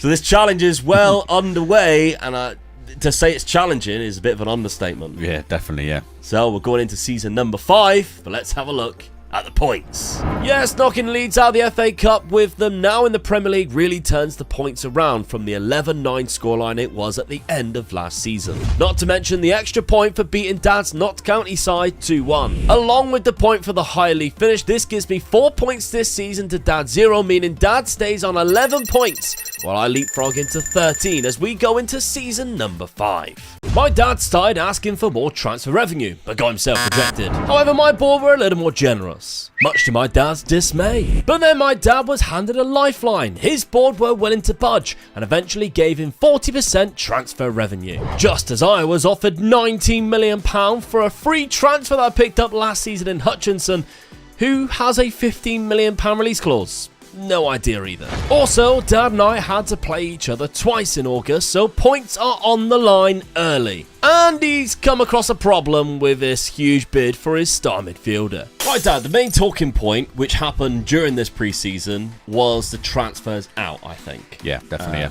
I managed to get one over the line quite early in Omari Hutchinson for £19.25 million, despite only getting him on a free transfer 11 months before that. And didn't he ever buyout clause which is lower than that? Yeah, so he had like a buyout clause of 15 million, and then I had 2 clubs come in for 19 million. We're not quite sure why, but anyway, he's moved to Nottingham Forest, who play in the Premier League after an okay season for me. Yeah. An even better season in League One when he was on loan. 19 million, you're going to be silly not to turn that down, ain't you? But there we go. Omari Hutchinson left. He did have a 20% sell-on clause, so I didn't get all of that money, but I had a nice tasty budget then to buy some players, which unfortunately Dad didn't have. However, Dad is about to lose Louis Watson for 13 million, a bid which came in about a week ago. We're talking like, what, the 22nd of August? Yeah. Something like that. And he still hasn't left all the way through the transfer window. All the way through deadline day. I had 2 players set up to buy as well, didn't I? That we were just stalling, wait for the money to come in. Didn't come in. So as you can see here, we had 3 players, James Hill, Charlie Cresswell, and Marcelo Nunez. Funny enough, all of them ex-Norwich players. Yeah. Who we couldn't get over the line because you were waiting for this money. Yeah. And as you can see, I think Nunes you were refused anyway, didn't he? I don't think I was waiting for him. The other 2 I was waiting for, wasn't I? Yeah. So let's have a look at the rest of my transfers and what I spent that money on. So Omari Hutchinson left for £19.25 million. My first signing was Zach Swanson from Portsmouth, bringing him in. He was a good fullback who can play on both sides. I have changed my tactic now. Because of that big, huge transfer, I think the calibre of player that I'm bringing in, I'm like, right, okay, let's make a big push for it this season. So I went big and I started spending some money. Not as much money as what people would have think. No, definitely, I didn't. I thought you'd have bought a bit higher, but... Yeah, I thought I'd be sensible, because if I don't get promoted, I'll screw up the whole team. Yeah. And I'll screw up the team financially. So, £3.2 million is all I spent. And I was actually being quite strict on the wages too. Yeah, you were, yeah. Mainly because I know one of them's got a highest match earner clause, and I was like, oh god, no. So the money that I actually only spent was £2.1 million on Hwang Hee-chan, who I think will be worth it despite him being 31. A very good winger on this game. Great aggression, good teamwork, work rate. For this league, he should be dominating, really. Yeah. I mean, Reading bought him for £1.6 million last season and barely played him. He has been injured for me, which might be the reason why he didn't play that much for Reading last season. Yeah. I don't really know, but he seems to have done all right in the games that I did play him. Then Yersa Mosquera, which is a good centre-back that I picked up. Another Wolves, former Wolves player that we have there. Good head-in, determination, jump and reach, anticipation. I think that's a good signing. He's a very good player, yeah. He's played a lot of games in the Premier League, etc. So, yeah, I'm hoping that he'll be good for me. And then Mike Trezor from Burnley for 34k. I mean, he's very good for 34k. Definitely, yeah. So, outside of that, I used my money quite wisely, bringing in free transfers that I thought would be an improvement to the team. And I started off with a goalkeeper down there. I think that's a better goalkeeper, although it doesn't look like my assistant was putting him in goal. So I'm kind of like, oh, okay, well, I've got two really good goalkeepers then. I'm happy just to see what that turns out like going forward. Liam Thompson from Derby County. More of a backup, if I'm honest, more of a squad player because he's only a decent championship level player, but I like his mentals and his physicals. Then we've got John Duran, who's going to be my starting striker. I didn't loan in a striker this year. My striker last year was a loanee, Valise from Tottenham. So I'm going to put my faith in John Duran being my main striker this season to see how he does. He looks good. He does, yeah. He's finishing he's 14, okay. so for this league, that's good. Yeah, absolutely. 23 years of age. I think, yeah, he should be the one to carry the goals this season. Orel Mangala from West Brom. Another good free transfer. This guy used to be a good wonder kid, to be fair, didn't he, back in the day? You kept on going back to this guy as well, didn't you? That was quite funny. I wanted to find the best centre defensive midfielder I could find, and I just kept on going back to this guy and going, it's just going to be this guy, innit? Yeah. For a free transfer as well, I couldn't complain too much. He's been around the block a bit, been in and around Europe, and he's decent, so I'm happy with that. So yeah, those are the free transfers that I brought in. Looking at it, could I have, spent the 20-odd million pound a little bit better? Possibly, but I had zero money whatsoever, so I thought I'd be a little bit more wiser and spread it across. I think it's a good transfer window for you, to be honest. Yeah. Like you say, you weren't silly, and you could have put yourself in a lot of trouble next season if you didn't get promoted. Absolutely. I mean, my highest wage still is 30k. I mean, that's a lot of money with this which league. Is the highest match earner of Arthur Okonkwo. Yeah. Which is the goalkeeper that I had at the very start on loan, and I decided to make a permanent transfer. So the fact that that's the highest wage that I've got, I think I've been quite smart, because I was turning down players when they were offering 56, and I could afford it. Yeah. And I was like, no, let's not do that. Let's not ruin my finances straight away. Speaking of ruined finances, let's have a look at Dad's team. This is why we struggled, wasn't it? It was mainly my team, wasn't it, trying to get anybody in. So you were very unlucky to be given absolutely nothing. Yeah.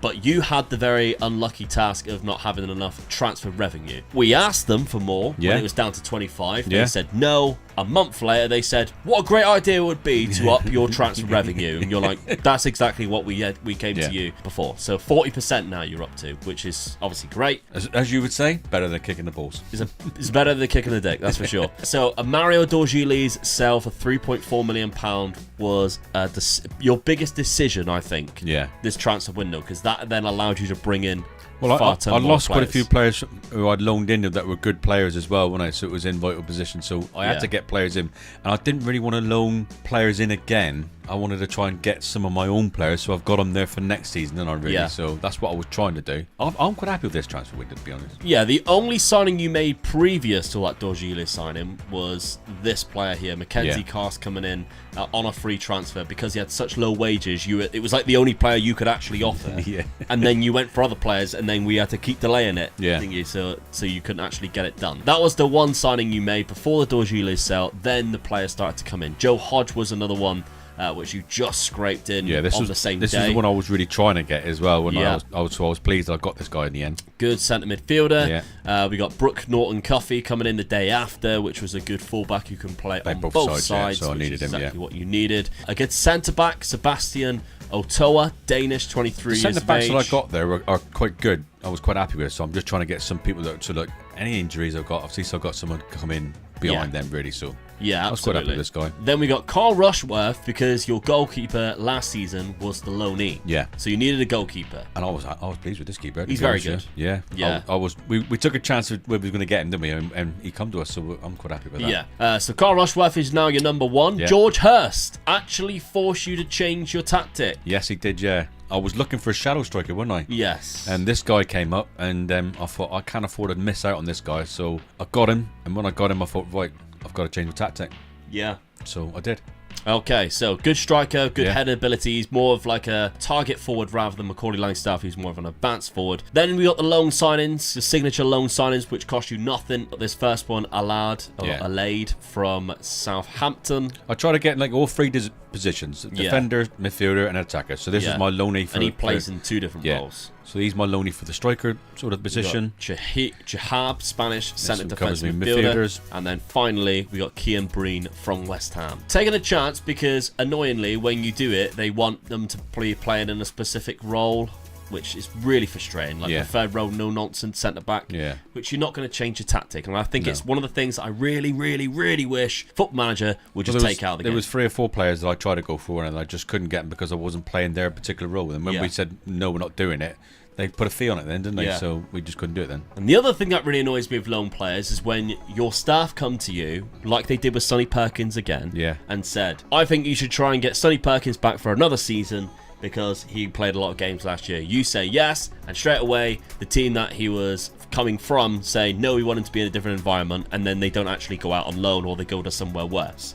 And I just don't understand what Football Manager sees as that being... Like, what is the point in those 2 things happening at the same time? Because I've never seen it where you say, I think you should keep on a player, and then you go on it, and then you actually say They never say yes. So I don't see the point in that news article or having the part where they never say yes. Either one, I think it's pointless. All right, let's have a look at your tactic then, because as we mentioned, it's changed twice since we started from last season. You're going for this. Yeah, I conceded a lot of goals. I just survived, so I thought, right, I'm going to make it a little bit harder in defence to try and beat me, but I've still got to try and be more attacking, so that's what I've gone for, really. Yeah. I've stuck 2 up front. Hurst and Langstaff, with the midfield player in between them. Yeah, so Joe Hodge is going to be the only one nailed in. Yeah. So that's what I've gone for. I'm hoping that my 3 centre defenders are good enough to hold it together with the support they're going to get in front of them. Okay, let's have a look at my tactic then before we have a look at some of the results so far. I changed mine back to what won me the league in League One, because I think now I've got a better team than obviously I did last season. Yeah. And probably some of the best teams in the league. So last season it would have been suicide if I decided to go for this. Yeah, definitely, yeah. Because I didn't have a very good team. I probably would have got battered a lot more. And I finished mid-table. I just crept under the radar. That's exactly what I wanted to do. This, I think, has helped me so far. Now, we have also played each other twice. Because we played during the league and then was drawn against each other in the cup. Yeah. So, schedule, how have we done so far? I've beat you in the league and you've knocked me out of the cup. I didn't just knock you out, mate. Okay, you absolutely battered me in the cup 5-1. That's the one I wanted to win out of the 2 as well. Yeah, because that's an extra point. Remember, you get the victory point for beating me in the first place, but you also get a point for knocking me out of the cup competition. So there we go. You've got that. Good. Okay, fair enough. I'm happy with that. I get the point for beating you in the league, which might end up meaning that I'll get an extra point anyway for being higher than you in the league. So hopefully that cancels each other out. We'll see. Because I've had a good start. I mean, I've scored so many goals. 2-1, 6-4. Yeah. Then a 0-0 against Middlesbrough. I don't know what happened there. 3-0, 3-1 against you. 2-0 against Sheffield Wednesday. We lost 5-1 against you in the Cup. Beat Portsmouth 3-0. And then right after Portsmouth, I had Southampton, who were top of the league at that point. Away from home, 8-2. Brilliant result.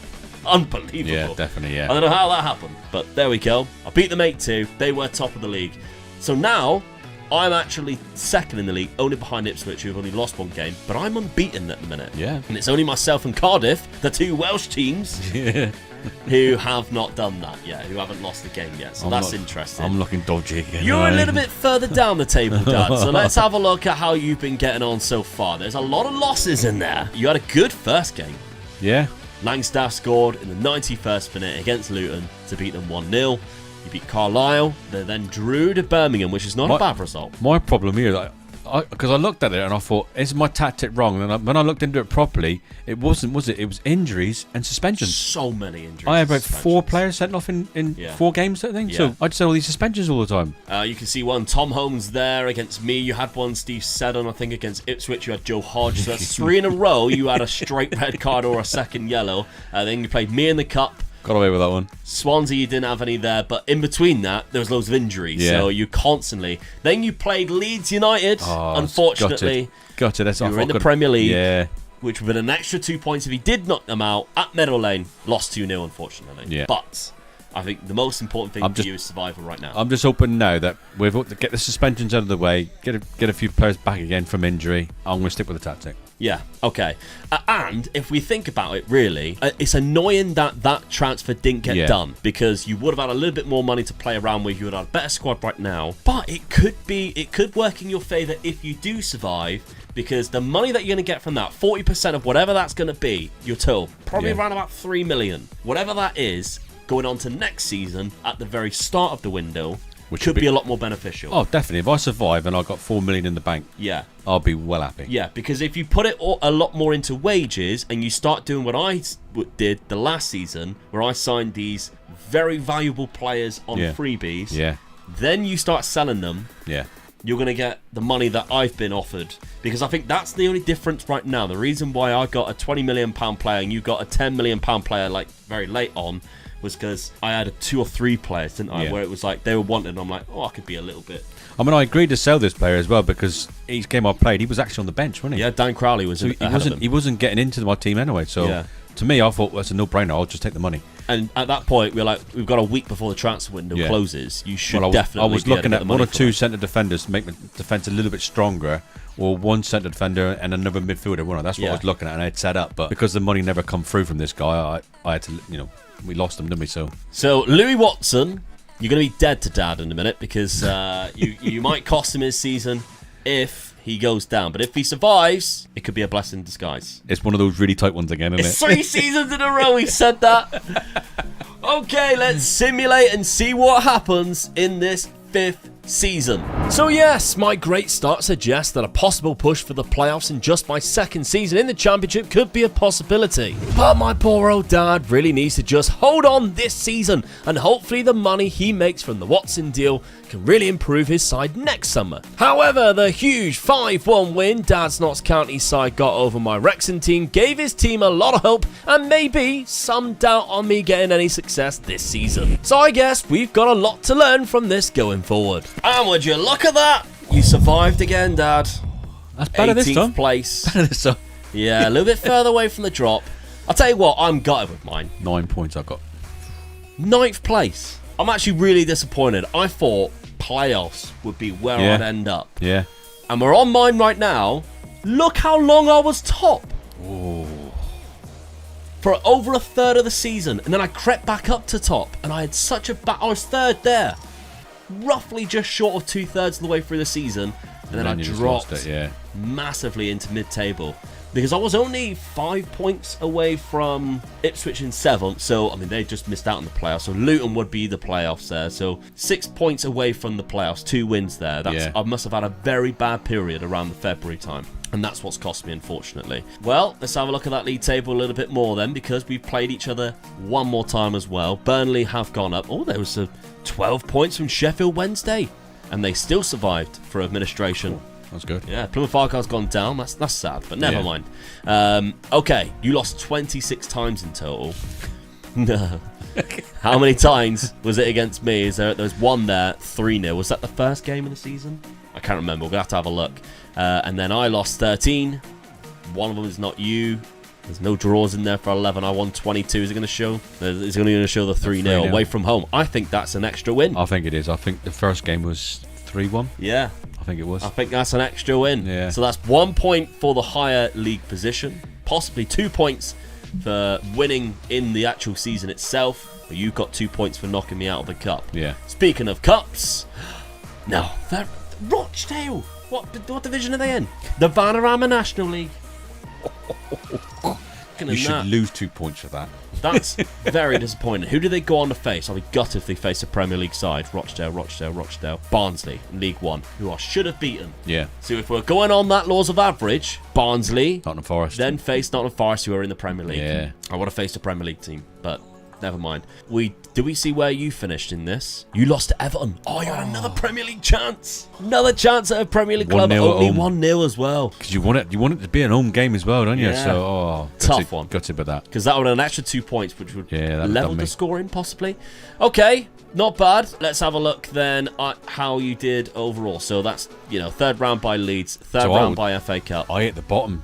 Yeah, you were 23rd for a while, and then you had a good spell. Away. You had a good spell, and I had a bad one. Yeah. And then you actually recovered quite well and finished quite comfortably above, because 44 points to 35, so you were okay for a while, to be fair. But yeah, I mean, Macaulay Langstaff is carrying you in this division, 17 goals. I think I've only got one more year left on his contract as well. So. Yeah, and he's 30 odd now. So he got 20 goals this season. He's 31. George Hurst only got 10. That's terrible for George Hurst. Joe Hodge played 47 games, 3 goals, 6 assists. Is he a natural? He's a natural in that position now, so you might not have to nail him down next season, which obviously does affect how they play. Okay. Your transfer, but I don't see a Louis Watson, which means he probably accepted to go. He's gone. And you got £2.7 million. I'm happy with that. Yeah. That's a lot of wages. Finally a bit like of you money. say, it's a lot of wages. Yeah. I mean, if you were to move it all to the wages, 62k with no money. It's not a lot. It's not a lot of wages. Like two of my players. Let's have a look at how I did in squad-wise. That surprised me that my striker scored only 14, whereas Mike Trezor got 24. So that was an unbelievable sign for 34k, whatever it was. Yeah. John Swift still doing very well, 19 goals and 14 assists. 14 goals from John Duran and Tyrese Campbell, who both played quite a lot front. But John Duran is wanted by Al Ali, and he's worth £16 million. And Tyrese Campbell's also wanted, and he's worth 2.9. How many million Saudi teams want him? I know, ridiculous. So I could look to go sell for a bidding some of these war there, players. couldn't you? Absolutely. Okay, and I have in the budget £4 million. That's okay. I'm happy with that.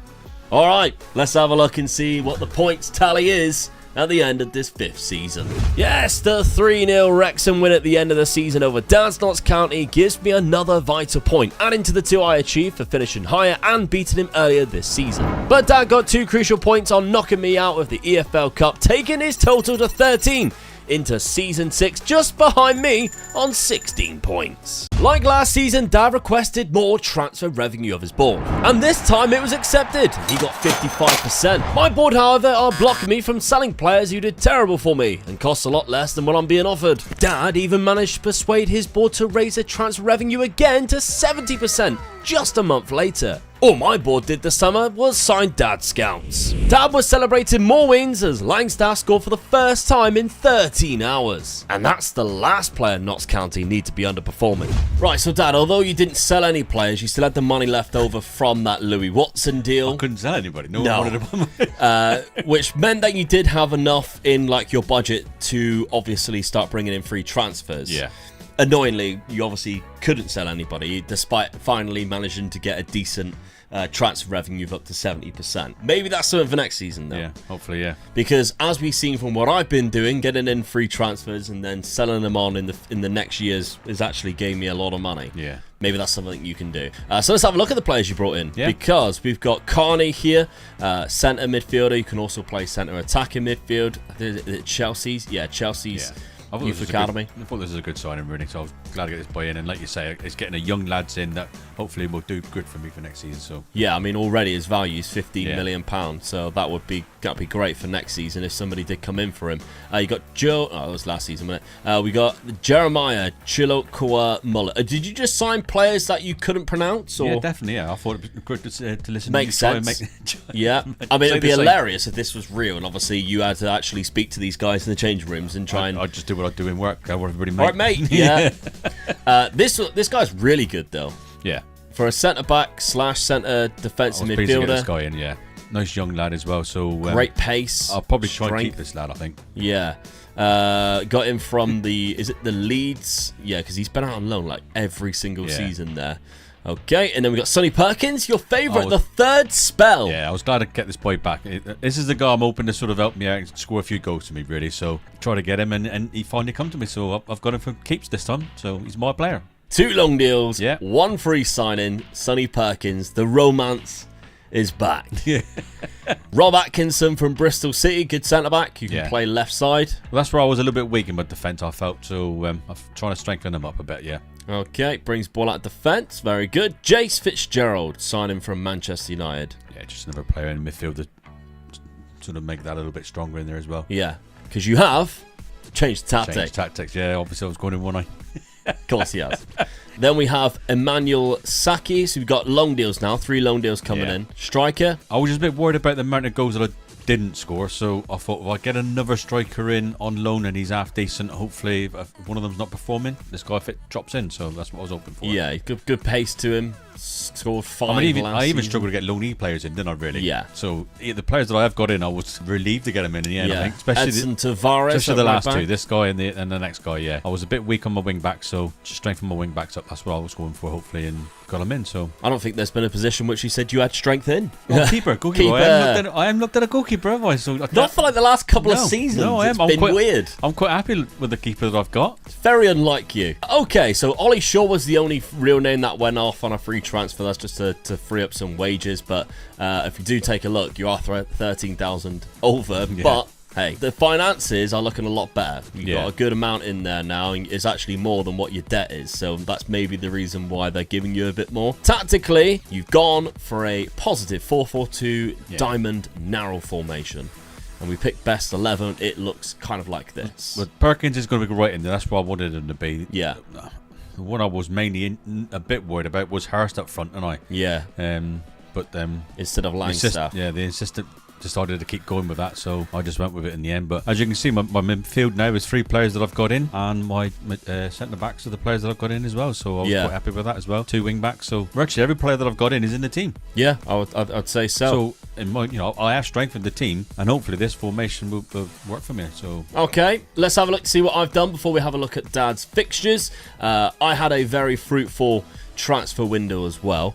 I did sell John Duran for £8 million, and I also sold Mangala for 1.9, as well as Tyrese Campbell for £6 million. So got a lot of money in. What I spent the money on, because I had a bit of a transfer budget, the first signing I actually made was a loan signing, a loaned right back from Portugal.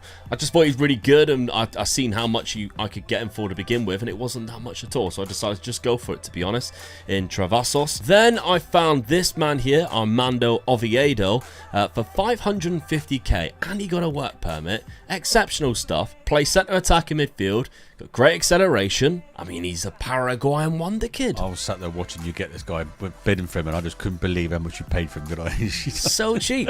My only concern with him is he has a fickle personality, which is not great on Football Manager, but for 450k, worth a gamble on him. it is. I mean, 2 goals, 2 assists. in Paraguay, he got 16 goals and 11 assists in Yeah. one season, so we'll see how he does anyway. But he's only 20 years of age. You'll probably sell him for 30 million, though, wouldn't you? I mean, let's hope so. That was at the start of the transfer window. Then I got him for a couple of, I got 1 free transfer in Benjamin Rollheiser, Argentinian 28-year-old from Tottenham, who they picked him up in the first season for £4.5 million. 8 goals in 6 games. 8 goals in 6 games and 2 assists. For an And attacking midfielder. 8.1 average rating as well. He's been insane for me, and he is very good, don't get me wrong, but Yeah. I wouldn't expect him to be that good. And already his value, 30 million. He's a decent Premier League player, and I've only got him for 32k wages. Unbelievable. I mean, it's still quite a lot for the Championship. I'm probably paying at the higher end of the wages. Then I signed Lewis Paris from Partick Thistle, £3.5 million. Good striker. Picked up an injury, and I was like, great. Don't actually think he scored for me. Oh, he did score a couple of goals for me as well. So I decided to go for a few other players as well, bringing in a lone striker in Martin Sheriff just to fill out that striker role, because Paris was injured and he came in and did all right for me as well. So on loan from Everton gives my assistant manager a bit of options while I go on holiday for the season and simulate the season. Zahori, though, from Le Havre. This is what I spent the remainder of my money on. I think Joe Rolls actually retired, and my centre mid, Weir, I thought I needed to get a better player if I want to get promoted, because I haven't changed my tactic. So I brought in Guy Noel Zohori, 21 years of age, decent Premier League player again, is the standard of player that I've gone for, and he's fantastic. Very good first touch and long shots, but he's going to play that CDM role a little bit more. The physical aspects of his game is fantastic. He's 6'4", knocks ball past opponents. He's very good indeed. £4 million from Le Havre, playing in the 2nd division of France there. Very good. I'm very happy with that. The last signing was just a loan deal to bring in a right-sided midfielder, an Italian Porfiry from Napoli. I don't know whether he'll play as many games as what maybe Napoli want him to, but as I mentioned, I'm sticking with the same tactic, but I'm just making sure that Svillar plays as many games as possible because he does come out the team when I do my best 11 and Concord goes in. But I actually think Svillar's better, and what I'm a bit confused with is if I went like this, it does show that a Concord is not as good as Svillar, so I'm like, right, that makes no sense. No. So there we go. But anyway, still got Juan He-Chan in the lineup. Mike Tresser's in there as well. So yeah, we got a really good lineup. And I think my bench is now really strong too, which is going to help. Oviedo obviously dropping down there. Paris is on the bench. So I'm really happy with how this team is looking up. So, my schedule has been very good. It's been very good. I dropped points first game of the season, 1-1 against Luton Town. Then we knocked out Barrow in the Cup. Goals for fun then, oh, yeah. We're eliminated from Burnley, unfortunately. That was my crack at a Premier League side very early on. Got eliminated from that. But every single other game has been victorious for us. West Brom 5-2, Blackburn 5-0, Coventry 2-0, 5-0 against Hull, who were just relegated back into the Championship at their ground, embarrassing 5-0. Then Cardiff 3-0. It's been happy days. Now I'm currently sitting top of the Championship, but Dad, as you can see, is down the bottom. And that is because he's had some bad losses. You also beat Hull, though. Yeah. First game of the season, I thought, hello, yeah. We're up and running. 95th minute from Joe Hodge. They actually had a 97th minute goal and as well. Then I struggled to score a goal after that. Then you just couldn't score goals, which is, as you mentioned, the reason why you decided to go for a couple of strikers. Yeah. A loss there to Bristol City with a consolation goal in the 93rd minute, another one there to Cardiff. Then you played Sheffield Wednesday and you battered them 5-1, just out of nowhere, really. There's no explanation for it. And then a loss again to Coventry and you're back down to earth. Okay. I think it's going to be one of those seasons, isn't it? For me? Yeah. I mean, the points tally, I believe I'm about 3 points ahead of you right now. I reckon I might stay above you this season. I think you will, yeah. I think I'm going to be... I just hope I stay away from that bottom four. Yeah. I'd like to think I can get close to halfway if I could, but if I could, I'll settle for that. It's been a project for you, isn't it? Yeah. Out of anything. Yeah, definitely, yeah. And for somebody who's probably never experienced that in Football Manager, I think you've handled it quite well. It's been quite hard, to be honest with you. Yeah. Because if you've got nothing, every time you go for someone, you just, no, I can't afford that. No, especially like sometimes you go for the loan players and you can't even afford their wages, 30% of their wages. Yeah. And you think, well, what can I do? Yeah. And every time you get a player you think you can afford, the board just steps in and says no. Yeah. So yeah, I've really struggled to just try and even put players into the squad to make the squad bigger, because sometimes I was struggling to even have a squad there. Yeah. Really? I think you're at the tail end of it now, and I think you're at what I was season 2 or 1 of the growth. Even though you've been in the league longer than me. I'm hoping it doesn't take you as long I'm to hoping catch, that a couple of the players that I have bought in will have a good season, and hopefully someone will want to come in next season and just sort of give me, even if it's like 3 million, that I can work with just to get 2 good players in then, really. Absolutely. Okay then, let's simulate this season and find out what happens at the end of season number 6. Come on. The financial part of the club wasn't the only thing going in the right direction for Notts County, as Dad's team celebrated some fantastic spells throughout the campaign and played some really nice football. There were still some bad losses, don't get me wrong, but they were at least putting up a good fight. I was having a good time too in the Championship, and for once the incredible start didn't drop off immediately in September. Unfortunately though, Norwich were another team in unbelievable form. But I think the Hollywood chairman would still be happy, however. Season number 6, and I go up as 2nd in the league, just behind Norwich. Promotion to the Premier League, Dad. Congratulations, mate. Thank you very much. The biggest well done, smiles on my face because we're. I was going to say 10th place from where you were. Well happy with that. Is quite impressive. Well happy with that. 65 points I had too. a bad finish to the season as well, didn't I? Yeah. Well, you drew 2-1-2. Yeah. So you climbed up right at the end there. I'll take that. Well done. Just a point behind Norwich. That's very annoying. Yeah. How many games did you lose in the Very annoying. I lost 10 in total. None against Notts County. None against Notts County. You lost 19 in total. 1 against Wrexham there. There might be 2. We'll have to have a check. Okay, let's have a look at the profile of the season then. So, top scorer-wise, I had 1 there, Martin Sheriff. Martin Sheriff and Rollheiser got the highest 2 eyes of the average ratings. Okay, Martin Sheriff was also there for the man of the matches. I don't see any of your players outside of the yellow cards. But, I mean, take that mid-table finish. I'm well happy with that. Yeah. Past positions then, we can see you had a bit of a nice little climb there. Dropped back down and it looked quite worrying. Oh, no. But it's okay. You saved it. You saved Climbed it. in the end. Oh, that's really annoying. That's really annoying. I was top for 80%, 90% of the season. 90%, I would say, yeah, definitely. Yeah. 90% of the season, which would have been an extra couple of points. But I go up second. I can't be too disheartened. You even pulled it back up to first, look, and Yeah. then dropped it again. Yeah, I must have lost that game there. Lost to Nottingham Forest 1-0. We finished in 4th place. They're in the playoffs. So we haven't seen what the playoffs has done yet. But myself and Norwich go up. Oh, they don't deserve that. No, they don't. How frustrated. Southampton was up there for a long time too. Oh, never mind. All right. Okay, we're on Notts County. Cup competitions. How did you do? Oh, 4th round by Tottenham Hotspur. I knew about the Cardiff one, but 3-4. that is close. 3-4. I got so knocked out by close. Leighton Orient in a replay in that round. Oh, 92nd minute by Sheldrup. 2-1 up half time as well. I was beating them as well. Yeah. Oh, that would have been hilarious, wouldn't it? You knocking them out. 3rd round. Did you play a Premier League side and get yourself a couple of points there? No. Doncaster. However, I beat Premier League side Brentford in the replay. Come on, let's go. That's a couple of points added on there. Love that. Fantastic stuff. There we go. All right. Well, I don't know how far along I got in the competition. Let's find out because... I've lost to Leighton Orient tonight in 2nd round against Burnley. Oh, I knew that already. Never mind then. Goals-wise, let's have a look at mine so far then. 25 for Martin Sheriff, but he does go back, obviously, to his club unless I can keep him. Was he at Everton? Yeah, they're in the same division. They're not going to loan him back. But he's done very well for me, so I'll take that. I just need to find another one just like him. Rolheiser has been absolutely outstanding for me. He's unhappy for some reason because he wants a new deal. I mean, yeah, he's only on 32 grand. He probably should give it a little bit more than that. But 11 goals. Not too bad, to be fair. I'm going to need to improve, definitely, my defence, I think, going into the next division. Because I think I've only really got Lewis Binks, who's going to be quite good for me at the back. Yes, Mascara, 28. I'm unsure about that. Okay, my budget going into the Premier League is...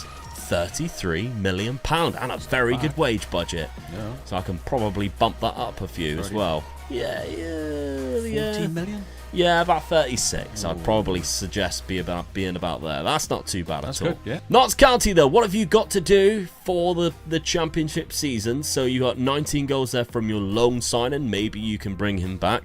Probably not. So both our loan signings... I mean, loans are always the way to go in there in the Championship. Sonny Perkins with 18 goals. That was a crucial signing for you. Yeah, definitely, yeah. That's a good signing for the relationship rekindled for the 3rd time. Yeah. George Hurst got 10 goals. Yeah. No, but Langstaff only got 6. I know, I'm a bit worried about that one, really, to be honest with you. And he's 32 as well. Dropping off big time. So he's not going to get any better, is he? No, maybe you need another striker to go up there. Well, you definitely need to replace George Hurst come back and scored 10 for me. So yeah, it's not amazing, though, is it? No. Okay. Some good loan signings in there. Luke Gamble was a good one for you, to be fair. Good amount of assists. Played quite a lot of games. But your transfer budget for next season, 1.4 million. It's not, is it? No, because the wage budget is over. So yeah, it's probably it's not going to be a lot at all, is it? It's not going to be a lot at all. No, it's nothing. It's zero. I paid more than that for players already. Yeah, I mean, that's the highest probably they've ever finished. Yeah, and there's no wanted players either. Which is going to be your problem. Worrying, isn't it? That is worrying. I could have done with 2 or 3 players being wanted now, right? Yeah. I mean, as much as I don't want to sell Sonny Perkins, he's probably the only player I might get some money transfer for, value. Yeah. Well, Jace Fitzgerald, he's there, £18 million. Yeah. Carney's there, £15 million. There's more players that have higher value than Sonny Perkins, and Sonny Perkins is probably your best player. I've got to sacrifice 1, maybe 2 players of my best team. Yeah. Best players to buy 3 or 4. Yeah, it's just whether you can actually get the money from them. That's the trouble, problem, isn't it? Yeah, everyone that I've sold has been wanted by a club. Yeah, and I ain't got anybody that's wanted. Not at the minute. Oh well, we'll have to soon find out. I mean, my goalkeeper there at 16 million. Do I really want to send more goalkeeper? You just want to sign more goalkeepers, no, that's what it is. Like I was saying to you, though, he's 27, look, and he is really good. Yeah, he is a good goalkeeper. Do I really want to get rid of him? I don't think so, no. I'm not going to be looking at selling him. Okay, well, there's one last thing we need to do this episode, and that's check up on the points tally. But I think I know who's winning, but let's find out anyway. So yes, I'll be playing Premier League football in season number 7 out of 10. But how long will it take for Dad to join me? As right now, there is still a big gap in the quality of 2 sides. So the 2 wins against Dad gives me 2 points, plus the 2 points for knocking Brentford out gives me 4 points. which along with my point for finishing higher in the league and gaining promotion, which is another 2 points, my season tally is 7, which added up to what I already had jumps me up to 23, now 10 points ahead of Dad on 13. After getting 85% of his transfer revenue just a week later, he persuaded his board to give him 100%. Finally. I had a much quieter summer though, declining job offers and stealing more of Dad's scouts. But what an eventful summer Dad had, because takeover talks gave him a transfer embargo, although there was some promise to clear all of Dad's debts. So Dad just cracked on with his job and started a new tactic for next season. That was until things broke down with the takeover talks and all hopes of debts being cleared and possible financial happiness for Dad went straight out the window. Now, Dad, you've got 100% of the transfer revenue. Yeah, I was pleased with that. I was a big surprise. Yeah, you didn't sell any players. It didn't help, did it? And also, you almost wouldn't even be able to buy any because of transfer rumours. Yeah. However, that collapsed. I was excited in one aspect, but disappointed in because it came at a wrong time for me, didn't it? I was just getting ready for Deadline day to try and get a couple of loanees in that I might be able to afford their wages, because they usually, we're on deadline day, they make them a lot cheaper, don't they? Yeah. And I was waiting for that one, and then all of a sudden this rumour of a takeover came in and saying that I'm just not allowed to buy anybody. Transfer embargo came in. And that's awful. I think it was like 6 days before. Yeah. I thought that's just bugging me up for the loanee players that I was going to try and get in, but fortunately it collapsed. Yeah. Which you can look at it two ways. You can be disappointed that it's collapsed because I've got no money then. Well, yeah, because it was offering to clear the debts. Yeah. It wasn't a tycoon takeover or anything, because that would have been very exciting if you got a tycoon takeover. But even if it did happen, though, I don't think they would have given me loads of money to buy just before the transfer line. So let's see what you did then. Yeah, so you renewed 2 loan deals in Saki. Yeah, from I had this guy year. last season, so he helped me out last season. So I thought, well, I was able to loan him again. He's only 21, so he's a good signing, really, I think. And Luke Gamble, who's a left back. Yeah. Gambled on Luke Gamble. Renewed those 2. Good bet that was. Free transfer in Paul Komposch. Yeah, I was quite pleased with this centre defender. Yeah. Not bad, yeah. Looks quite good. 6'2". Austrian. Omari Kellyman. Good loan deal, this one. I was quite pleased to get this. I didn't think it was going to get him at first, but they allowed me to pay his wages. So I took a chance on this guy. He looks quite good. In a position where I feel I could have done with someone of his calibre as well. I mean, his finishing around the goal is quite good, and he's fit. Yeah. He's quick as well. So. Yeah, absolutely. Dad has changed his tactic. Of course he has. We've got a loan deal with Kerr Smith. A permanent signing. Yeah. This is really cheap, though. Never centre back, so I was quite happy with this. He's, that's 2 centre backs I've brought in, which I quite think is quite strong, and I've got the left back as well. So improved. Me defence, yeah. And then you got the loan deal. So Christian Irvine come in, striker. I mean, like I always said, I always try and do the spine of the team, don't I? So I've got 1 striker, 1 midfielder, one and CDM, 1 defender, and I'm covered for every and a Marinello. Every injury that could possibly come up to me, and then I've got a recovery in it. Yeah. I mean, like yourself, changed my tactic. Reason being, I'm learning off you. How did you get yourself promoted? And I noted you, when you got yourself promoted, you changed your tactic from a defensive conservative to an attacking. Yeah. And I thought, right, if I get half decent players in, I'm going to change my tactic to doing a more of an attacking, because I'm more of a defending person. I'll make it hard to beat me, don't I? But you got promoted by playing more of an attacking side.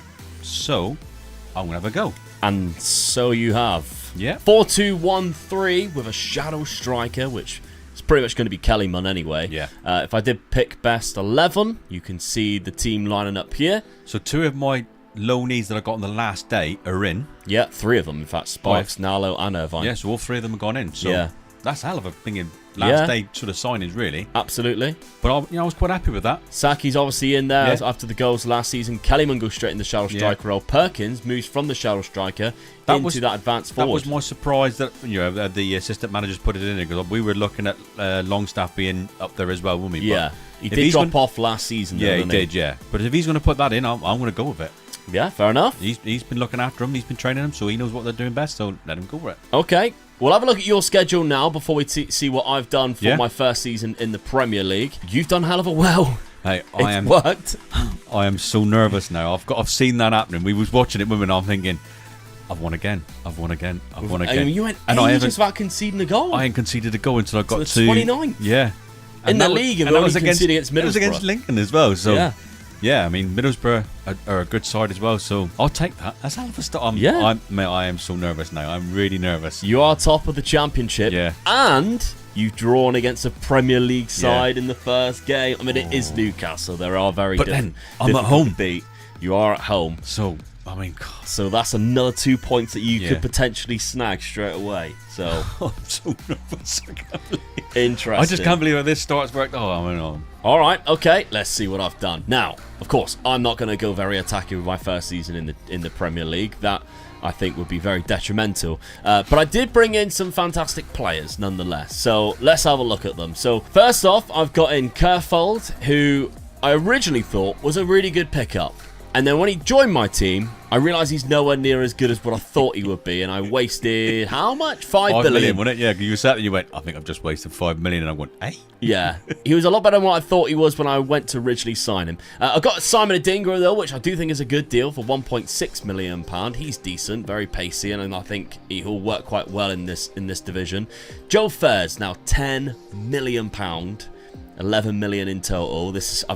It was so difficult spending like that amount because I know obviously I'm coming up and I'm not really the best in the Championship, but I think he is decent and he's only 20, very good potential. His physicals are unreal, yeah, for an English centre back. So he counts for the registration purposes, etc. So strong left foot, very strong right foot. There's a lot to like about him. He just needs to develop a little bit more. So I just needed to be good this first season and keep us in this division, if I'm honest. So Joe Fairs comes in. Then a couple of recognisable faces. Marcus Leonardo. We've signed him a few times. Yeah, we have, yeah. I picked him up for quite a good deal for only £4.5 million. He was in the Championship last year at Middlesbrough. Didn't really play that much. But hey, £4.5 million, I think I can do something with him, I think he's very good. So the Brazilian comes and joins us. And Belmonte is another one that I've been a big fan of in previous iterations of Football Manager. Thomas, 6.25 for Thomas, and I think it's actually quite a good deal as well. Very good mental attributes, great natural fitness, gets forward whenever possible, plays naturally in 2 different positions. Okay, he's on the wrong end of where I'd like him to be age-wise of his career, but I still think it's a good pickup. If he does your 2 seasons and keeps you in that league, that's money it. Well spent. Absolutely. Then I went for my striker. I think this is a bit of a bargain pickup. Max Skreblin from Dinamo Zagreb, Croatian. Great striker. That's a hell of a striker. Physicals, that's what I wanted to see there. Left foot very strong. Hell, aggression, so he can press from the front there. Alright, his finishing's only 14, but great dribbling ability, good composure, 14 off the ball. Everything else is where I need it to be. Maybe I'll look into trying to train him to beat the offside trap, and it could help me in the long run through that. But yeah, Max Skreblin comes in, £4.2 million. Yeah, I think that's a good deal. He's already got 1 goal for me in 3 games as well. Then there's a few signings that I did, a few players that I did actually sell as well. So we can see there, Arthur Okonkwo, the goalkeeper, £4 million. That's because he had the match the highest earner contract in his contract, and he bumped up to like 67,000. I was like, what? So I only managed to sell him for £4 million. I mean, how much is he on now at Sunderland? 55, so it's quite a lot, but he's an okay goalkeeper. I just don't think, he's worth that much. Yeah. So I had to sign a goalkeeper, and that's basically what I did. In Spike Brits, 73k from Manchester City. That's a good pickup. I think that's better. Yeah. What you had, really. So. I mean, not quite as good as what Okonkwo's rated right now, but better in potential. Yeah. And he is on a high wage, I'll give him that. But younger, English, so again, registration purposes, but I think in the long run, he'll be a much better goalkeeper for me. I like this as well. Uses long throw to start counter-attacks. Could be useful. Yeah. Could be very he can useful. use both feet as well, which is unusual for a goalkeeper. Absolutely. I also kept the loan deal of Diogo Travosos, which is exactly, obviously, the way that Dad's been doing it as well. Somebody told me the way to actually get the loan deal, because we mentioned before in the past, is to put in a really high optional future fee. Apparently that works. So, unrealistically, they never want to send you back. So you have to do the unrealistic things to get the players that you want. Unfortunately, I'm gonna use it. Then finally, I think my best signing, and I had to sell Mike Trezor for 2.3, despite accepting a £10 million bid from Reading and him rejecting it. He then moved for 2.3 million intermediary fee as well, just so that I could afford to bring in Mohamed Cham. But it's worth it, because that's now my best player. Unbelievable. When you pulled this guy out, you was like, whoa, look at this. We were like, Never. Yeah. For that amount. I mean, free transfer, and he signed on the 21st of August. Just didn't have a club. He has a minimum fee release clause of 40 million, but I'll be okay if he went for 40 million. I'm not spending the penny to buy him. Yeah. Definitely, yeah. Was playing at Clermont Foot for all of those years, so I picked him up on a free transfer. He's played a couple of games for me already. Now, my tactic. I've gone back to my first conservative tactic that I used in the Championship. Now, of course, to get me promoted was this, but in my first season in the Championship, I used this. I'm going to try again. So I'm going to keep Marcus Leonardo on the left-hand side there. Spike Britt stays in goal. If I did best 11 pick, I believe both of them gets taken out the team, which is the reason why I held them both in there. Oviedo actually stays up in that centre attacking midfielder role, but I don't mind too much. 16 finishing. 16, yeah, so he's quite good at that anyway, but I know full well that Mohamed Cham will obviously can play there if other players, you know, are fit and can play in that role. So we still got the likes of Zahori in there, Rollheiser's in there, Oviedo, Andy Leons is still in there, Lewis Binks. There's still a lot of my Championship core is still in the team, and I've only really peppered a couple of new faces in there. Will it be enough? Well, right now I am 20th because I've lost every game other than the cup game. But I do think I've had a really difficult start. I mean, Brighton away from home. Yeah. Not great start. Then Liverpool.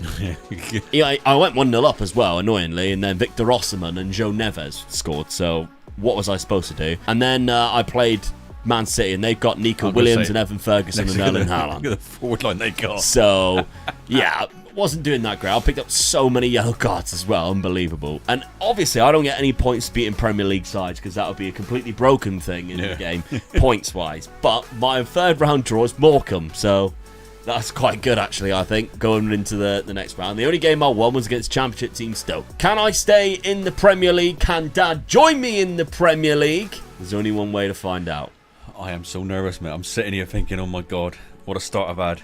Will it carry on? Because I normally start losing games as soon as we start simulating them. It just goes like that then from then on, doesn't it?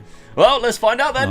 Let's simulate it, see what happens. Now, I was going to need a lot of luck if I was going to stay up this season in the Premier League, which so far I haven't had. However, there were some glimpses of quality from our Wrexham team that give us a lot of hope for survival. Dad's Notts County team, though, was enjoying their time in the Championship, and they even managed to shock a few sides this season along the way. First season, I stayed up. Well done. Stayed up. Well done. 33 points. Oh, 3 3 points. points clear. Oh my God, look Mate, how bad it was. It's still good enough though, isn't it? You stayed in there. I was 20th. Look at how much I was 20th for a long time. It was quite tight there, look. 28 points was Fulham who went down. It's not usually that tight, really, is it? No, not at all. Well, I say not usually. It has been in the last couple of seasons, though, isn't it? So, yeah. 33 to 30. I mean, minus 25 goals. I won 7 games in total. You won. Not bad. Mate, you won your last game of the season. Which could have kept me up. Probably kept you up. Yeah, because I had a worse goal difference than the two below me. I won 7 games, beat Man United twice. Best team in the world. Easy. I won 4 away games. I won more away games than I did home. The good thing about it is you played United and you had United written across your shirt. Yeah, that's true. And then 12 draws as well. So some big draws in that. Arsenal away, that's a big one for sure. Yeah, Chelsea at home, Newcastle at home, Villa at home. We've seen how good Villa have been recently. Yeah, definitely, yeah. Okay, let's have a look. Did I have any players in my... Just yellow cards. Of course I did. Just yellow cards. Nothing else. But, cup competitions. Did I win a cup? Maybe. Maybe that's where I'm going to get my points. I gained 1 point for being higher than you in the league. But that's down to you guys. You wanted Dad to get the point when he was a league above. I get the point now, so I'm already 11 points above. So we'll see whether Dad can catch up from that. Oh, no. 4th round by Chelsea, quarter-final by Norwich. Quarter-final's good. Where would the Norwich finish then? 10th. Looks like they might have won it as well. Ooh. They've won something so at least. Possibly lost against the winners then. Yeah, okay. Dad, let's find out what you've done. Third. God, get in. Playoff win. Yes, get in. Playoff win. You beat Everton in the final, 89th minute from Kellyman. Ooh. Wow, okay. Beto scored against you. Not as good. Yeah. In the Championship. Look at the 3 people that did score, though. Sonny Perkins and George Hurst as well. Fair enough. Right, okay. Yes. You're joining me. We'll both be in the Premier League for season number 7 or 8? 8. Season number 8. Semi-final, you knocked out Sheffield United 6-3. But yeah, you're the league table, 88 points. Whoa. You're 6 points off of automatic promotion, 10 points off the champion Wolves are Sunderland. nowhere near me though, were they? To finish. No. Yeah, you were miles ahead. You were sat in third place by yourself, basically, for a long period of time. 12 points deducted from Sheffield United as well. Where would that? They'd have automatically gone up. Yeah, no, they would have been on the same points as you. Yeah. They would have been on the same points as you. That's harsh, isn't it? Because you knocked them out. And yeah, they still played against them in the final. So you didn't have any of the top goal scorers, but you did have 2 in the highest average rating there. You had 1 of the clean sheets. Fire was highest yellow cards. Okay, so you get 3 points for winning the playoffs and gaining promotion. I'll take that. So that's 3 points already. So gain 2 points on me at least, because I won obviously the point for being a league higher. I'm up. That's the main thing, isn't it? Did you? Maybe you won a cup. Yeah. Well, you played Newcastle. You could have knocked them out. Who knows? To be honest with Cup. you, I would take just beating like Newcastle for an extra 2 points. Yeah. I'm not expecting to go any further than that because I was at home at the time, wasn't I? And I was in a winning streak as well, wasn't I? Yeah. You'd only drew 1 game. That would do me. Let's have a look. Oh my God! Christ. When I seen the cup, though, I thought I won it then for a minute. I mean, that means you have beaten Newcastle. So were you runners up to Norwich? Yes. You could have been in the final if you'd beat Yeah, I only lost them in the quarterfinals. quarterfinals. I lost. Oh my God. Now you got to the final. Right. So 3rd round, you beat Newcastle. You gained 2 points by beating Newcastle there. So that's 5 points you got there. I'm shaking. I can't believe what I've done. Put you in the 4th round, and you knocked out Chelsea. Oh, get in. There's another 2 points. That's 7 points. 2-1 at home again. See. Into the quarterfinal. Knocked down Spurs. Hey. Penalties. I was only eliminated by penalties as well. Oh. So that's another 2 points. That's 9 Newcastle, points. Chelsea and Spurs. Yeah, that's 9 points. Into the semis. Everton, they're in your league. They're in your league. Because I see you beating the playoff final. Yeah, it was. Yeah, so I've been in the semi-finals of the Carabao Cup and in the final. Of the... So you gained 9 points just like that. I mean, we haven't even checked the FA Cup. How did you do in the FA Cup? I don't know. 4th round by Man United. There was another round before that you could have. In the 3rd round. I got eliminated by Chelsea there. 3rd round, you knocked out Watford in the Championship. So no, in a replay as well. In the Championship teams, you were like, oh, it's a close one, replay. Premier League sides, no problem. We'll get them eliminated. No problem whatsoever. What an unbelievable season that is. Fair play. Well done. I'll be honest with you, I didn't think I had a good enough team. I thought I could get close to the playoffs. I'd be really happy to get close to the playoffs. Because obviously I didn't sell anybody again. No, I mean the loan signings really helped you, but Langstaff, 21 goals. Considering last season he was awful. He's only 2-star ability, like he's 33. He wasn't even in my starting 11, was he? No, he got 6 last season. Like, he got 16 this year. Unbelievable. Sonny Perkins, what a great player he's been for you. Yeah. People in the comments even referring to the relationship that you have with Sonny Perkins from the 3rd goal. He's like another son to you now. Definitely, yeah. Saki, so both obviously you and Sunderland going up. Unfortunately, Saki is part of Sunderland's team. I don't know whether you'll be able to keep him at all, and he's also worth £54 million. Yeah, they're not going to let him go. We haven't looked at your transfer budget yet to see how much you got next season. 16. Yeah, so you got 16. For a forward line of 3, 4 of them are a hell of a good, weren't they? Kellyman, unreal loan signing there. He got really good average rating. But fair enough. The question is, are you going to keep this tactic in the Premier League? What can I say? We'll have to find out. I'd like to think I can't. I'm gonna have to say then I'm gonna have to see what players I buy, but I don't think I'll play 3 up front. Well, you've got to replace a lot because you loaned a lot. Would I have 6 players on loan? Yeah, 1, 2, 3, 4, 5, 6. 6 players on loan, and all of them played over 38 games. So the lowest one was now Is low, my 38. board going to back me though? Are they going to give me some money? Let's have a look. Transfer budget for next season, 27 million. It's not as much as what I had, but it's a good chunk. Mate, I can buy some good players with that. I could buy probably 5, 6 good players for that. They're not going to be outstanding players, but I think I could buy 5 or 6 players just to keep you up next year. Just to keep me up. Yeah. I don't think I'll play 3 up front. I'll possibly play 2. Yeah. I think looking at the tactic you've just played in yours. You played a little bit conservative, didn't you? You just scraped in again, and it seems whenever we play conservative, we nearly go down. And when you play attacking, you go so hard. It pushes you a bit. Oh, can't believe it's so much. We'll have to find out then. 27 million though. Thank you very much. I'm going to take that. Yeah? Yeah, definitely, yeah. All right, let's have a look million. at the final points tally for season number 6. So yes, Dad's team was so unlucky not to lift the League Cup this season, but the late Kellyman goal gave them promotion into the Premier League and 3 points thanks to that playoff win at Wembley. But the huge cup run was fruitful for Dad in this challenge, gaining him 2 points per Premier League team that he eliminated on the way to the final, giving him 9 points this season, taking him up to 22 in total, with my sole point for finishing higher taking me to 24, and the gap between us is all but gone. Dad's first season in the Premier League and he is ready for it. He's already getting his own back and stealing my star, and his scouts know exactly how to make him happy, finding the world's best up-and-coming goalkeeper for a cost of just 1.5 million. I, on the other hand, was losing my best players to release clauses, whilst also being told the funds are going to be scaled back. That's not good. And it wasn't my scouts that were finding me players, but it was in fact the media. Strap yourselves in for another crazy season. Dad, what a summer. Oh, I thought it was going to be hard, but I'm quite happy with where my transfers window's gone, mate. I'll be honest with you. When I thought I had that 27 million, or 22 was it? Yeah. I did say to you, no, I thought I'd probably buy about 4 or 5 good players with that, but some of the freebies that came up as well, I just couldn't believe my luck, really. So Yeah.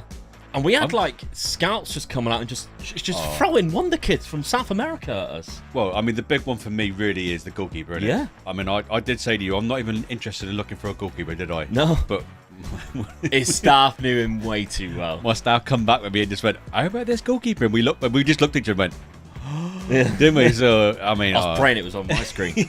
But it wasn't. Let's have a look at him, because straight away he goes into your first team as your starting goalkeeper, which I think is quite incredible, really. Independiente Medellin, £1.5 million. Emerson Ayala Fajardo, 21 Colombian. What a keeper this is. He's an unbelievable look goalie. how much he's valued already. Look, I mean... I know. Oh, I couldn't believe my luck, could I? And it was just like, I wasn't even looking for a keeper, so... Just chucked on your desk. Yeah. Oh, what do you think about this guy?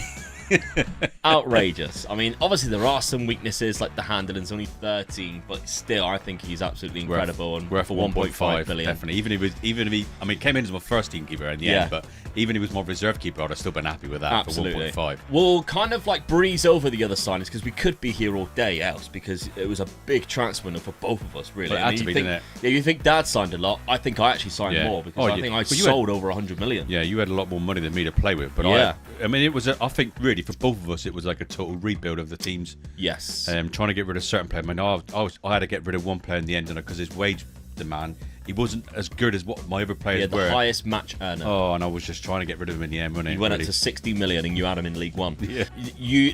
One of the things you did is you got Kellyman back for another year. Yeah. Which is a good signing. He helped on a loan.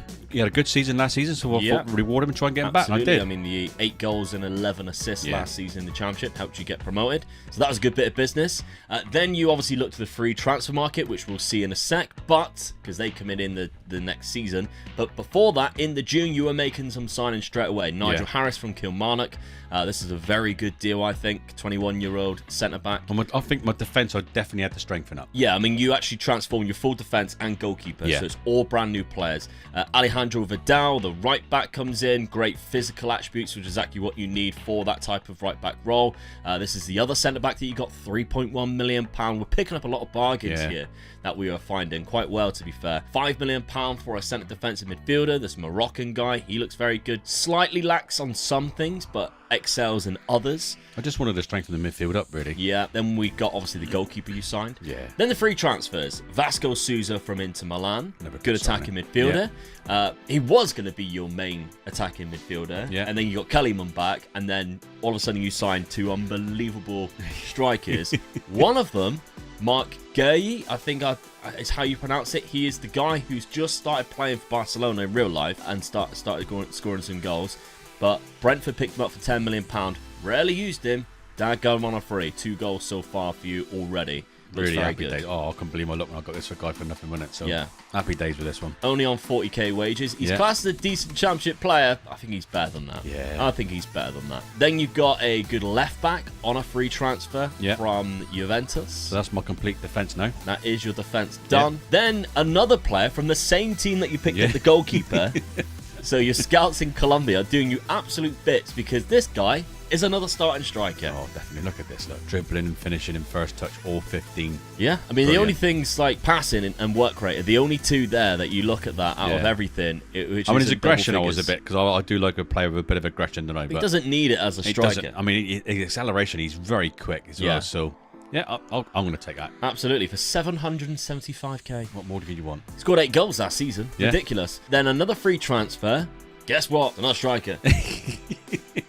So you now have like 3 really good strikers that have come in. Fabrizio Oviedo comes in. Could be the best one out of the bunch. I mean, this guy here, aggression 15, acceleration 15, finishing 15. It's all there, isn't it? Unbelievable. So he was actually freebie. at Manchester City. So you picked him up on a free transfer from Manchester City. But he actually joined during July, so he left Man City, didn't find a club, then decided to go with you. Belic, which is a really good centre defensive midfielder from Partizan. I must admit, I was really pleased at getting this guy. I thought this guy was probably one of my main signings, really, because that position that I really needed it to make strong, didn't I? Yeah, and then finally a loan deal. Once you got rid of Fire, who was on the guy I was trying to get rid 60k of, wages, who, funny enough, dropped down to 22k now. You picked up a loan deal on Ronaldo MacArthur just because he could finish across the front line. So what I would say, because you sold a couple of players here, Paul Composh, he didn't have a work permit, £10 million gone out the club. What I would say is you've got a small squad. Yeah. Like you've got like one player filling in each position. Yeah. If there is injuries, etc. But with the money that I had, that's what I could expect to do. But I think I've done well. Yeah, I was going to say, I think you haven't got a team which looks like they've just been promoted. No. You've got a team that looks like an established Premier League side already. Now, the big question was, does Dad keep his tactic? Because he absolutely obliterated the Championship last year, coming up through the playoffs, using that very attacking tactic. When I walked in the house today, it was like, so Dad, what tactic are you going to go for? Here we go. Same one. I'm staying. With one little change, and that is you changed that from a ball winner to a deep line playmaker. Yeah. That was the only change you made. I was at home thinking about this, and I thought, attacking football always pays off lately. Why am I going to change to defensive just because I think I'm in a higher league? I should do it. I'm going to take a chance. Okay. I mean, you did agree with me, didn't you? You said 100%. you did say to me, I think you should. But I'd already said I'm sticking with it. Yeah. I'm going with it. I'm going to take a chance, and I'm going to go with it. If I can get the players in that I need, which was mainly strikers, I felt. Yeah.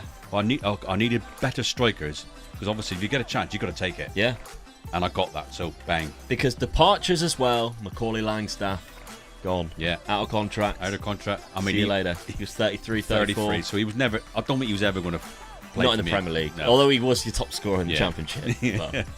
But anyway, yeah, you've improved drastically in this. I also this listened team. to all you guys as well. You was all praying for me to stick to my tactic. Yeah. It was in there. I took it in. I've gone with it. This is the best 11, but before we take a look at Dad's schedule and how he's been getting on, let's have a look at my busy summer, because actually, it was probably even busier than Dad's. Yeah.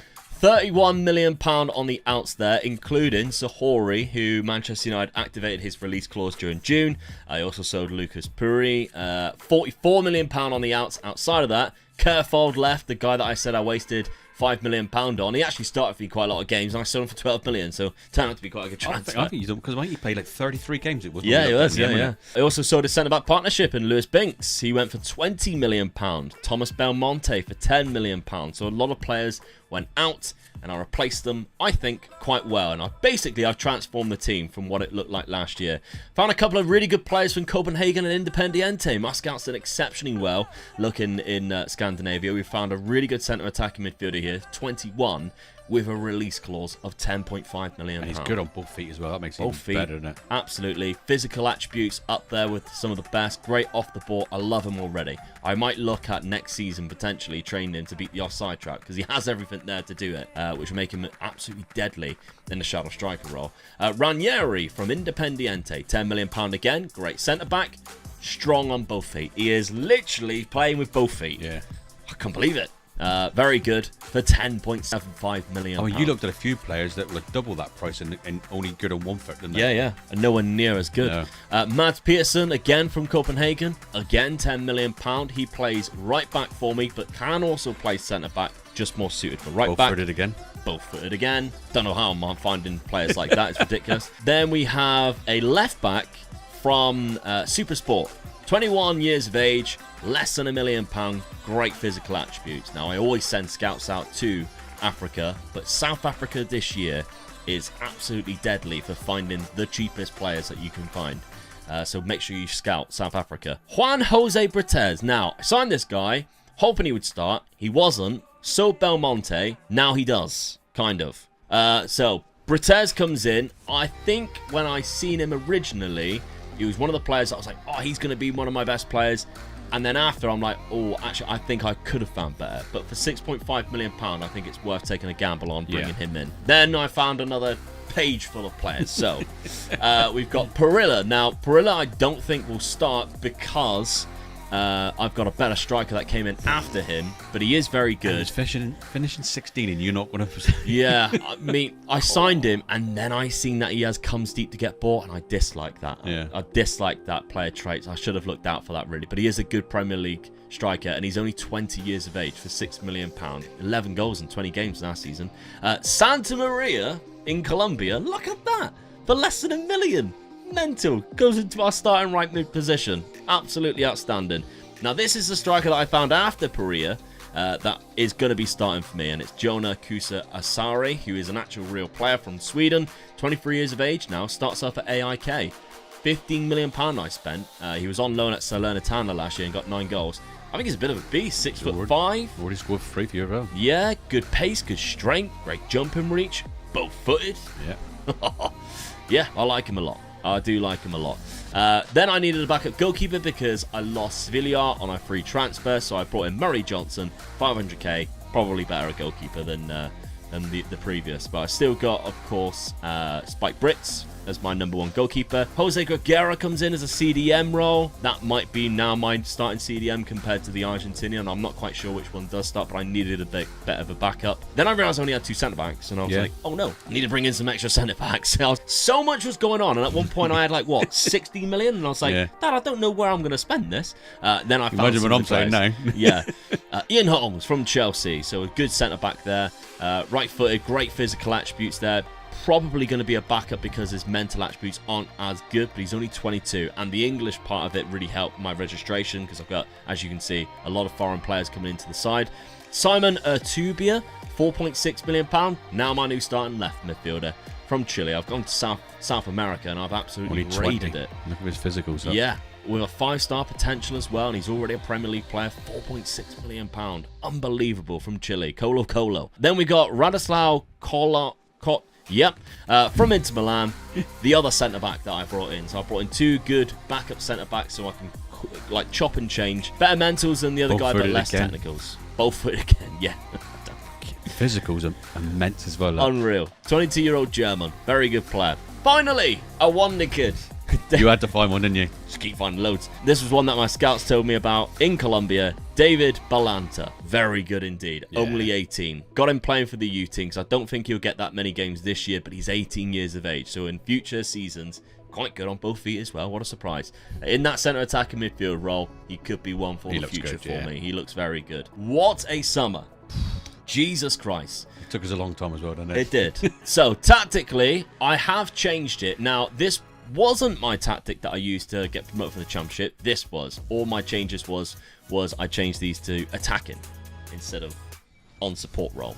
Whether that will change anything too much, I'm not quite sure. If I did pick without restrictions best 11, it looks like that. I'm kind of happy with that team, so I'm going to stick with that. Now, my schedule going forward, I've had a good start, to be fair. I beat Crystal Palace 1-0, Santa Maria with the only goal. I beat Norwich 4-1, lost to Aston Villa, which I kind of expect. They've got a very good team on this. Beat Middlesbrough, who are in our division 3-0 away from home with a fully rotated team as well. Did, yeah. Then I only lost to Manchester City 4-2, and when you consider that they've got Evan Ferguson, Erling Haaland, Phil Foden, Wilfred Gnonto, and this guy Nathan Masters, who we've seen and we were like, how have they got him?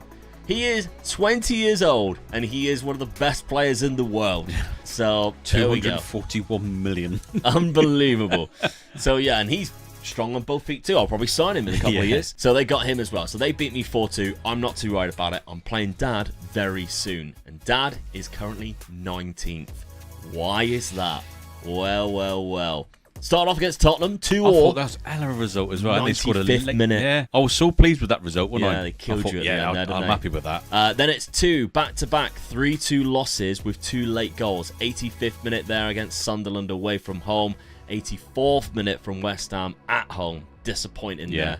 2 points dropped potentially. You've stuffed Crawley. Sonny Perkins is still here, by the way. Yeah, I did rotate that team a little bit as well, didn't I? So to give a few players a run Absolutely. And then Middlesbrough, who I beat at Middlesbrough's ground, you lost 4-2 to. So what am I doing now? I'm doubting myself now with a tactic, and I. Yeah. Whether you should have used it or not. Yeah, but no, I've stuck to it. I'm going with it. Okay, right. I don't think there's anything else to check. I think it's time we simulate this season and see what happens in season number 8. Where do you want to finish? I mean, I finished just above relegation zone last time. A bit of progress would be lovely. Yeah, I just want to survive. Yeah, I'm thinking just short for me of mid-table, and you survive is kind of our target. I just want to survive, and hopefully they'll give me a better budget, and then I can start having a go next season then. Yeah. I mean, don't get me wrong, I'm really pleased with the team that I've got, but those first results have got me worried now. Yeah, because currently I'm in 7th. Yeah. I've had a good start to the season. You're down in 19th with 1 point. It's not looking great. No. So, let's see how this season goes. Season number 8, and I think, if I remember correctly, you're only a couple of points behind. Yeah. It's all to play for. Let's see what happens. Come on. That was definitely right to feel worried after the poor start. However, it wasn't long before the new guys got used to the system and they started taking points off of bigger clubs. And started to cause some huge upsets across the season too. I genuinely was hopeful of maybe even pushing for a top half finish and beyond this season. But a few silly results didn't go my way, and the panic started to set in. There was, however, something to really get behind for Wrexham fans this season. A defining moment, some might say. Oh my god, Dad! How have you pulled that off? I don't know. Whoa. I mean, we're on Wrexham. I can see my downfall. It's quite clear. I went down to 15th. I was not... Well, at least I you was in survived. where you were, 19th. Yeah. Wow, but I survived. Just 16th position. 4 points above top there. That is not good from me. I'm in Europe as well. Oh my god, how have you done that first season? That's ridiculous. Not counting in Europe, mate. Oh god. Qualify for the Europa Conference League next year. I had an awful finish to the season as well, look. Did. I could have done so much better. 55 points. That's outstanding. Fair play to you, first season. I don't believe that. I just First can't believe season. that. Okay, I lost 20 games. I really hope not. They're not against you. Well, there's one. Oh, that's 1 point back There's out of it one. too. Okay. Oh, and I've got 1 point for finishing higher than you. Yeah. We're level now. Yeah. 8 draws. None against you. Come on, have a win. That's what that tells me. Okay, you completely overtook me now, I think. Yeah. Your striker got 26 goals. He's only behind Erling Haaland. You said he was good, didn't we? That's outrageous. His average- Tuvia's got the His highest average rate as well. He's third in average rating Yeah. beyond the two City boys. Wow, that's mental.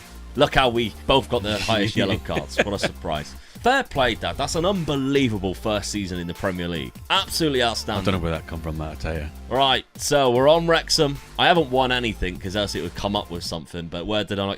Please, just don't say I've been knocked out by you. Oh, that's really annoying. You got to the final. Oh, Christ. Runners up.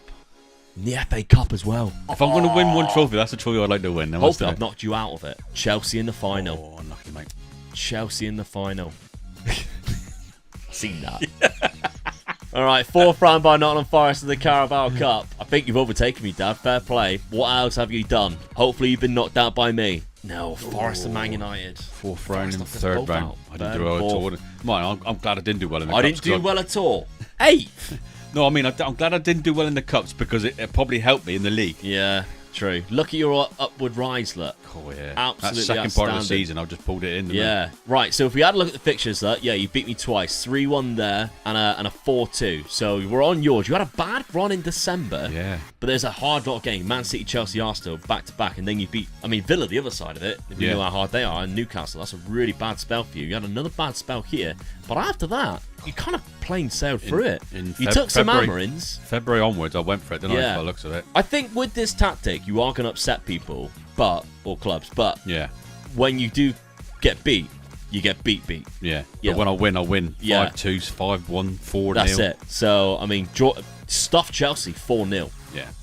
Unbelievable. You had a bad end of the season there. Arsenal 2-2, Newcastle 3-0, Forest. If I'd won 2 of those games, I'd have finished 7th. Yeah, which means Europa League. One of those games would have put you higher because you would have had more goal difference than Bournemouth. So that's outstanding, really. 29 goals there for Mark. Davila got 20. I mean, what a signing that is. 20 goals for you, and he cost you 775k. He's now worth 23 million. And the other striker cost was nothing. Yeah, and he up to 20 million as well. And he's wanted, so you could cash in if you wanted to. Oviedo's there. Kellyman was a good loan signing again. 14 assists, got the highest assist for you this season. I don't think I'll be able to have him for the 3rd season. I don't think so. He might be the one position I might have to try and improve. Really. Yeah, you did buy another player for that, Vasco Sousa. He just hasn't played in that much.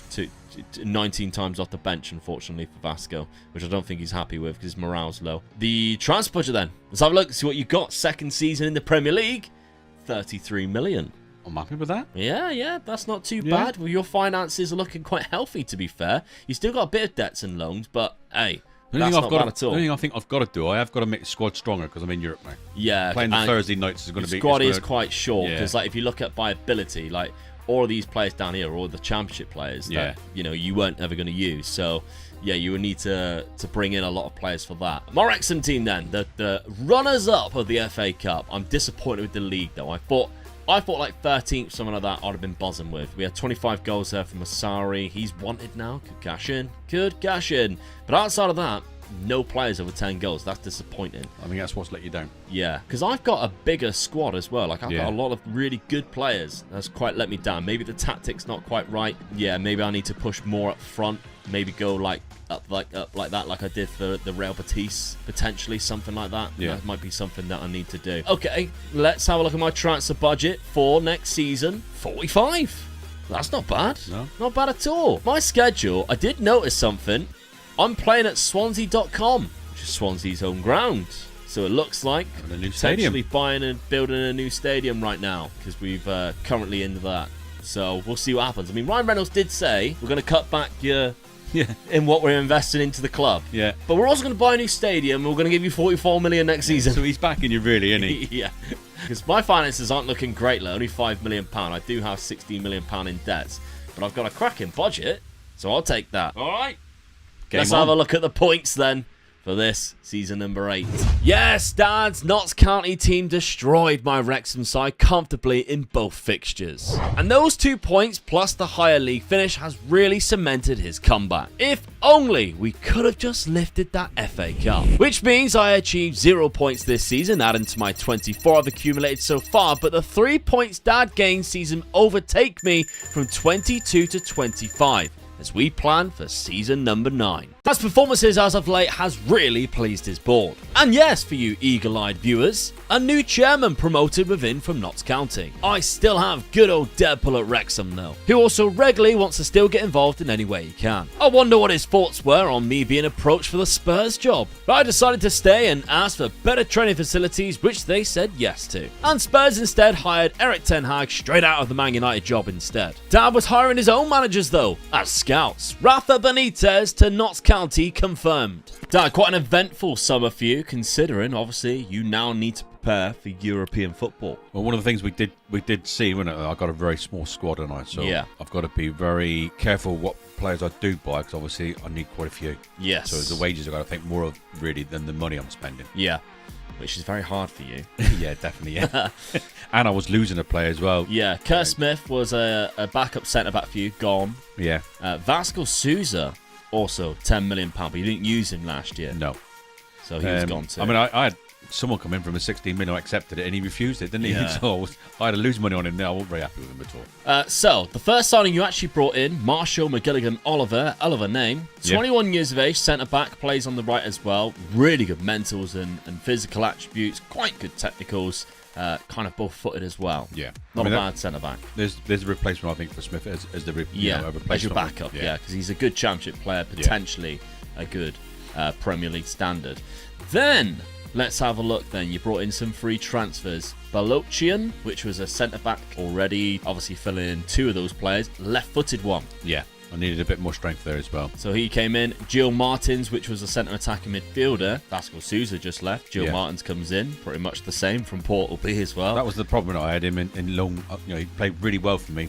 Yeah. But he was a loanee, so I've got to get a player in for that position. But Zuzu, Banzuzu. I went and got 2 players for that position. He's a better player, isn't he? Yeah. He's a lot Well, better. I'm playing in Europe now, so I'm trying to put a squad more than anything really. That's right, because you lost Yeah. Kellyman, as you mentioned, did, yeah. who was at Aston Villa. So he comes in probably as that starting player in that centre-attacking midfield role. And he's very good, too, as a shadow striker, I think, attribute-wise. Then we have a look at Ronaldo Williams, £1.5 million.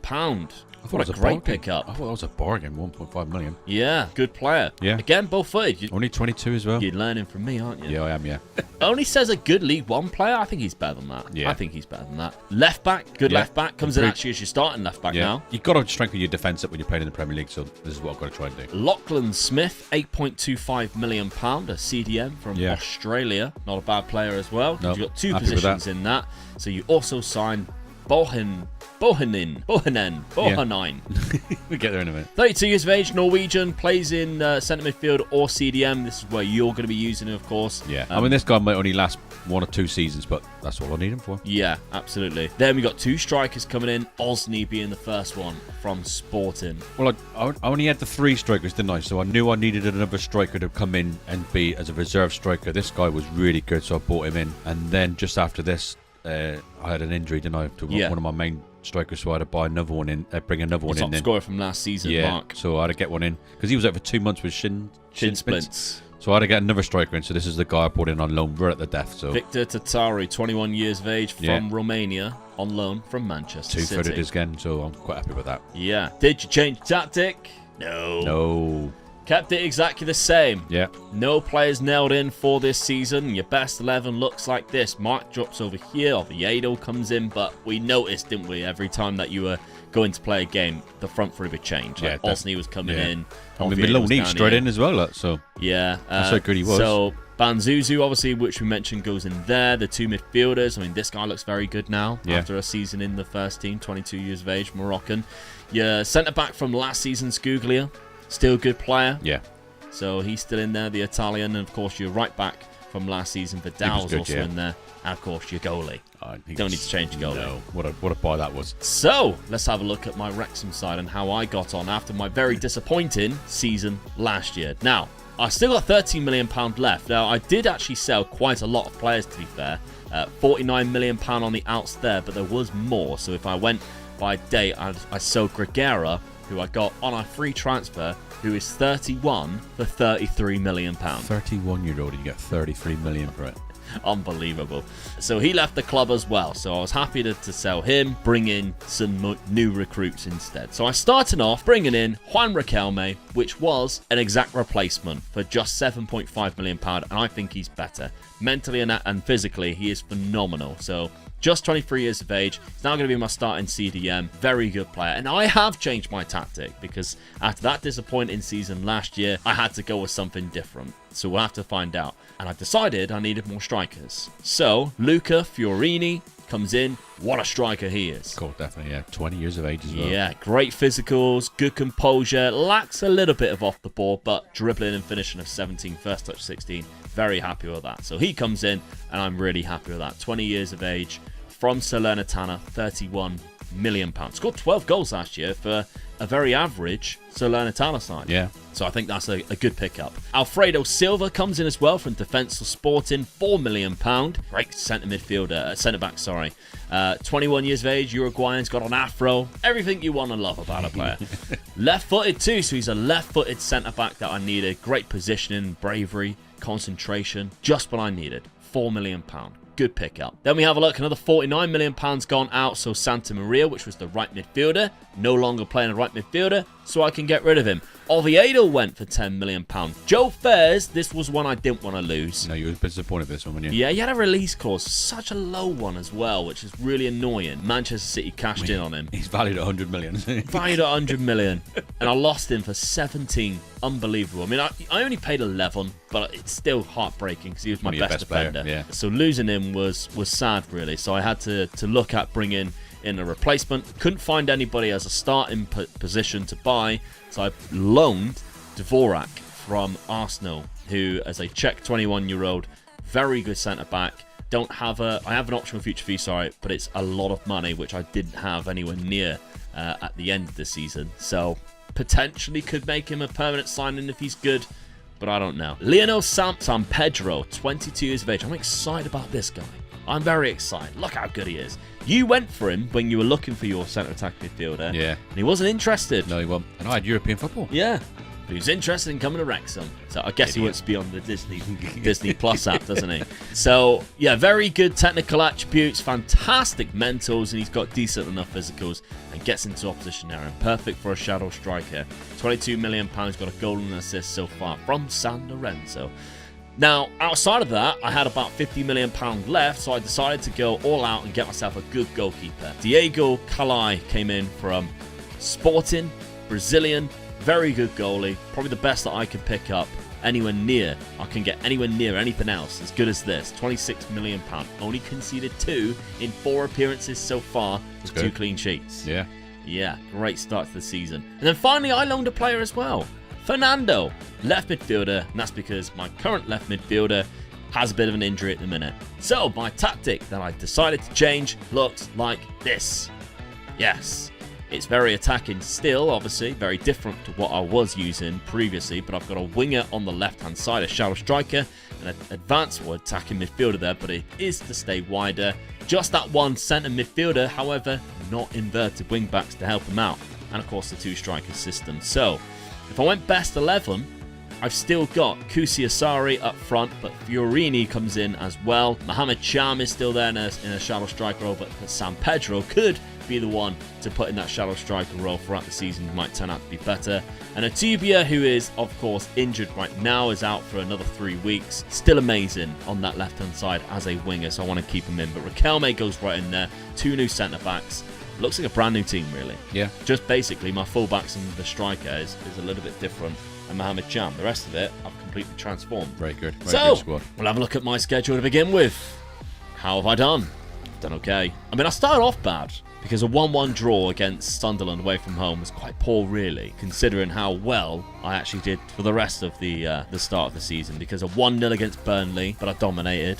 1-0 against West Ham, but I dominated. Because in both of these games, I had disallowed goals, didn't I? And it was so frustrating. But the chances on creating, 21 chances there, lost on penalties to Liverpool, so I'm already out of the cup, but they equalised in the 97th bloody minute. Very frustrating after Ian Holmes put me 3-2 up. And then finally a win against Brighton, which was good, 2-1 against Brighton, but we've got you very soon. Ooh. Right at the end of the next month. Really interesting. And you're currently 10th, and that's because you've had a bit of a chop and change of a start to the season there. Yeah, I mean, you've had 2 unbelievable results. My first league game of the season, and I take on City and I beat them. Unreal. And then I lost against Nottingham Forest. Can't write it. No. Also got Bazuni sent off, so he was a straight red card, so he was suspended for the next 3 games. Yeah. Started off in Europe very well as well. You through to the Europa Conference League. Then you lost to Tottenham. 2-0, not good at all. Own goal, feels like match fixing if you ask me. Yeah. And then Liverpool. Then I'll take on Liverpool at Anfield and beat them 2-1. 90th minute from Jace Fitzgerald. So I beat Liverpool and I beat City. Yeah, outrageous. I mean, I've got to be happy with that start, really. Definitely, yeah. And I've played a couple of games in Europe and I've done well there as well. So yeah. So your games in the group stage, you got Dnipro, AGF, Austria, Sturm Graz. They're not quite sure where they're from. Montenegro, okay. And then Cercle Bruges, which is a Belgian team as well. So I've got a chance. Going through there easy. I've got a chance. Got a chance. You should be dominating that. I'd like to think I will be, but I've got a chance. That's all I'm going to say. Okay, mate, so I'm trying to build a team that I haven't got very many players in my team, so I've got a few more in there. But we've got enough now. Were they good enough to be? I mean, don't forget, my main thing now is to stay in the Prem. Yeah, I've got to stay in the Prem. So it's no good playing well in Europe. I'm staying and not in getting relegated, is it? So I want to stay in the Prem. That's my main goal, and then I can build that last season. I think you got to go for the last season. I think you're underselling this because you finished 8th last season. Yeah. Like, you're underselling this staying in the Prem. Come on. And to be honest with you, that's the only reason I kept the same tactic, really, innit? Yeah. I finished 8th. I'm in Europe. I thought, I'm not going to change my... Because usually if I go into Europe, I change my tactics, don't I? Yeah. I said to you, I'm not changing it. I'm keeping it. So that's because pretty much the teams that you come up against are dross. So Yeah. you should be beating those compared to what they've got. You've got better on the pitch, Yeah. so you should be beating them with this tactic. But points-wise, you're 1 point ahead of me. You managed to pull that huge the cup run last deficit season back done so well for with me, that didn't it? cup run. Yeah. So now you're 1 point ahead going into this 9th season. Let's see what happens. So yes, Dad's Notts County side are playing European football this season and seem to be enjoying themselves in the competition, scoring goals and winning games. But will it affect their Premier League form? Because the results after each game were bad ones, and you know full well what my dad will say about the matter. Fortunately, I don't have that problem, and we battered some teams. And a combination of the new signings as well as the new tactics seen Wrexham really punch above their weight and help our Swedish striker have the season of a lifetime. And that led to me finishing in 5th place. Well done. 5th. Come on. Down in 12th, Dad. Safe. Yeah. By a mile as well, 53 points. So, but mid-table. I'll take that. I'll take that. After playing in Europe as well, I'll take that. I've got Champions League football next year. So how are you doing in the Europe then, isn't it? Wrexham in the Champions League. Absolutely incredible. Nice. Okay, so down in 12th, Dad, but that's still not bad. It's higher than what I'm going to take that. It's a good season. Stay in the Prem. Yeah. I'm happy with that. Let's have a look at past positions and see what happened there. So we jumped.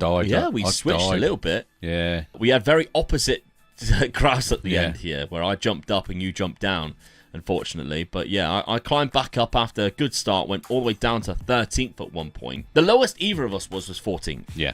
Which I think is quite admirable considering 100%, the size of the clubs that we have. Yeah. So that's fantastic. I think that's really good. Now, the losses. Oh my! I had the top score of the league. He had more goals than Erling Haaland. What an insane player! And he's only 24 as well. And we're in the 9th season here. This is absolutely outrageous. You can only win a game by scoring a goal, mate. So Yeah. well done. He's wanted as well. He's found it, second isn't he? highest average rating. You had the joint highest assist with Osney. My wingers there with one less as well. Unbelievable stuff. Right. I lost 10 games. Was one of them against Notts County? Come on. It was. A 1-0. Did I beat you? Doesn't look like it. Oh, we drew. So the 1 point I got from finishing higher, you claim back by beating me in the league. So you're still a point ahead of me Still right the cup now. check. There were still the cups. Still the cups. We're on Wrexham. I'm already out of the Carabao Cup. Oh, yeah. I've only got the FA Cup to win. And I'm in 2 cups. And you're in 2 cups. No free cup because I'm still in the Carabao Cup. So I've got the I FA don't Cup think you've and won the it, Euro. though, because I think it Oh, would say no. something there. Yeah, that's right, Wrexham, 5th round by Norwich. Bloody Norwich done me again. No, that's me. Oh, sure, is it? It's Sorry, me. yeah. Let's have a look at you. Where did you finish? 23 goals is low. That's the guy that got the shin splinter, so wasn't it? Yeah. I'm disappointed with him, really. Quarterfinals by Reims. Is Will Steele still there? He is. Will Steele still there. The battle between Will Steele and Omega Dad beat you in the quarterfinals. 4th round by Newcastle in the FA Cup. Semi-final of the Carabao Cup. Oh, they tonked you 7-1. Oh, So it wasn't a close semi-final. it was. And Chelsea beat Chelsea them in beat the them final. as well, yeah. So in the 3rd round, you beat Millwall, which we've seen. I was already out at this point. 4th round, you knocked out Brighton 3-0. Quarter-final, you knocked out Man City 3-1. Twice then. Yeah, and into the semi-final. Okay, what about the FA Cup? Did you knock anybody out? I knocked out Fulham there, so that's when you got knocked out. Yeah. And then 3rd round, you eliminated Liverpool 4-0 on a replay. That's mental, and I knocked out Carlisle. But the 5th round is where I lost an extra time to Norwich. Oh, that's sad. Yeah. Did Chelsea go on and win that as well? Chelsea won the treble, the domestic treble, because they won the league. Chelsea's team is unbelievable right now. I'll be curious to see what they did in the Champions League. So Pochettino's still the manager, which, interestingly enough, we've been speaking about on the podcast lately. Yeah. Did they do anything in the Champions League? They got to the semi. Is that the semi-final or the quarter-final? They were eliminated in the quarter-final. So they won a domestic treble there. They couldn't win the quadruple, but they did beat us in both of the games that we played them against them recently. All right, let's have a look to see how you did in Europe. So the quarter-final, you lost 3-2 against Reims. That's sad, really, because you should be beating them. But if you look at the teams as well in the in that round, like you should be going through. League phase, you finished in 3rd, drew 1 game, won 5. Happy with that. Gotta be happy with that. Yeah. Dominated that as well. So you went into the round of 16 where you knocked out Trabzonspor 6-2. Quarterfinals, that's where you beat... Oh, no, that's where you lost, sorry, to Reims. That's where you lost. Yeah. Of course, they went on through to the semis. Okay, well... Who won that then? Well, it was... Went on and Reims lost in the final to Fiorentina. That's disappointing, isn't it? It is. So, your squad-wise then, 23 goals was only the total of Mark, who is wanted, and it does look like he got, you know, that injury did cost him a little bit. Your loan sign is a lack of goals in here, considering how many you were scoring. I thought my strike force was really good as well. Yeah. 17 assists there from Osni. Vidal got 13, 10 from Oviedo and 10 from Yilmaz. Not amazing, but next season's transfer budget, and there's a lot of players wanted here, so if you did want to accumulate a lot of money, you probably could, to be fair. Well, there's a few players you are wanted. So they back me then, so what do they do? 53 million. I'm happy with that. That ain't bad at all, is it? No. When you think I've got a couple of players who wanted as well, Yeah. I could make up a big budget here. I mean, 47 with an okay wage. That's not bad. That's 2 good players. Yeah, let's have a look at mine then. So, goals-wise, 35 in 40 appearances. Not bad at all from Jonah. No. 22 is my backup striker, which is Luca Fiorini, who looks insane now. Yeah. Very good. The difference between you doing well and where you did is your 3rd goal scorer, when you get an 8. Yeah, that's the If trouble. you had another one in double figures or even 2 more in double figures, yeah, you'd have been pushing then. It looks like Klaus played quite a lot in that shadow striker role, which I'm not too, you know, I'm more than happy with, to be fair, because he is only 23. So the more game time he gets, the better he's going to be. And considering last season he only started 12 games, this season he started 38 out of 38. Yeah. So Mr. Consistent for me is Klaus. He's done very well. I'm disappointed with this, though. Lionel San Pedro, who I thought was going to be my game changer this year. Yeah. 8 goals and 8 assists. What happened, my friend? What happened there? Maybe it's because he can't jump. But I thought he'd been better. I mean, he's called Lionel. He's a left-footed Argentinian with great technique. I thought, I'm in for a winner. No, not very good. All right, I'll have to assess things, I guess, in this next summer window. He's looking very good, though, the Chilean that I've picked up. Some big players there. Yeah. How much money did they give me for our final season? 48 million. Just short of what you got. So not counting a Not They're bad. backing me more than your I mean, you did have a new chairman. wow. It was the same group. It was a promotion within, but you did get a new chairman. Well, I was in Europe, so obviously I created a bit of that's money that right. way as well, Yeah. didn't I? So they'd give it back to me. So that's good, really. Guess he's in Europe now. Yeah. I'm in the Champions League, baby. But Right. that could be against you, though, because you're playing more games than me then. Yeah. So. But I think the points tally is going to be very, very clear here because 1 point was gained and 1 point was lost. Yeah. So unfortunately, I think I'm still behind. Let's have a look at the total. All to play. Scores were tight already, and my Champions League qualification deservedly gains me a point for a higher league finish. But the unfortunate loss to Dad's Notts County team eliminates that advantage. And my god, it's close going into the 10th and final season, as the scores are now Omega Luke with 25, Omega Dad with 26. This summer, Dad's main problem was that Sonny Perkins has in his contract a highest earner clause, leading to Dad trying to sell the player, which he eventually managed to do, and that allowed Dad to finally buy higher cost players on much bigger wages without decimating his own wage bill. Meanwhile, Bayern Munich activated a release clause in my star striker's contract, literally just days before I had to play Dad in the League Cup. A match worth 2 points to the winner. Dad, you finally said goodbye to Sonny Perkins for the 3rd time. Yeah, I did want to keep him to the end,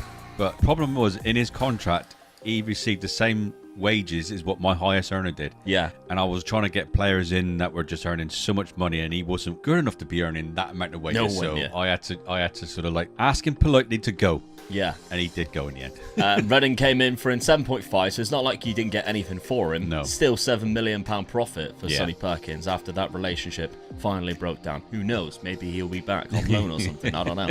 But that allowed you to sign a striker that you really went in for, Tommaso Raviglioli, Yeah. at Bologna. Well, I lost one of my main defenders was a loanee. Yeah. So I lost one of my main strikers then, so I had to get another striker in, and I knew I had to strengthen up my attack force, so I had to get this guy in.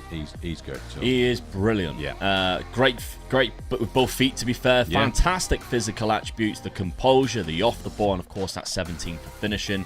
He got 17 goals last season for Bologna in the Serie A, so £28 million is not bad. However, no goals so far. Yeah, I know. I'm a bit disappointed with that. That is worrying. I'm just hoping it's just taking a little bit longer to settle in, that's what. Yeah. Okay, outside of that, though, you did make some other signings. You spent another £50 million. Yeah. But you did also sell £54 million as well. Battleships left for £11.5 million. You got your backup left back there, Davide, who left for another £17 million. Another centre back leaving there for £11 million. Oviedo, which was the striker you replaced for £10 million. And then the CDM for 6.5 because he was 33. I basically just cleared out what I didn't use last season. Yeah. To see which money that would give me, and then I went in for the rest of the players then, really. Yep, so you got a couple of free transfers. Yeah, I thought I'd done well with free transfers, really. This was one of the positions I felt that I really needed to strengthen. Yep. This guy was available on a freebie, so I'll just go for it. Okay, then we got Daniele Gilardi. Yeah, and I wanted to strengthen my defence up a little bit. I was a bit weak on one side of my centre defence, so this guy was in. Yeah, and then we got the players that you spent money for. Yeah. Matthew Bennett-Price from Manchester City. I was looking for just to strengthen up my midfield. Whether he was going to be a starting player or a reserve, didn't really matter. I just wanted to strengthen it up, so he was a good one to bring in. Yeah, Welsh as well from Man City because he counts as homegrown. He's come through their youth academy, £26 million, playing the Championship last year. Then we have Michael van Eijma.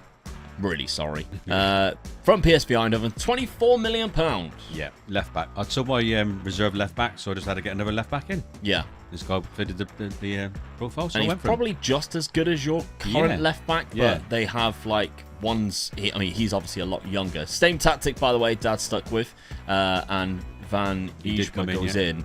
But Yilmaz, who's your original one, is 31. Yeah. Kind of just as good, so they probably were chopping change. As of that, I think nearly all the players that I did sign virtually came right into the team, so I was quite pleased with that. Yeah. Okay, let's have a look to see what I've done in the transfer window as well before we have a look at the results, because me and Dad pulled each other in the third round of the Cup. Of course we did. Of course we did in this final season.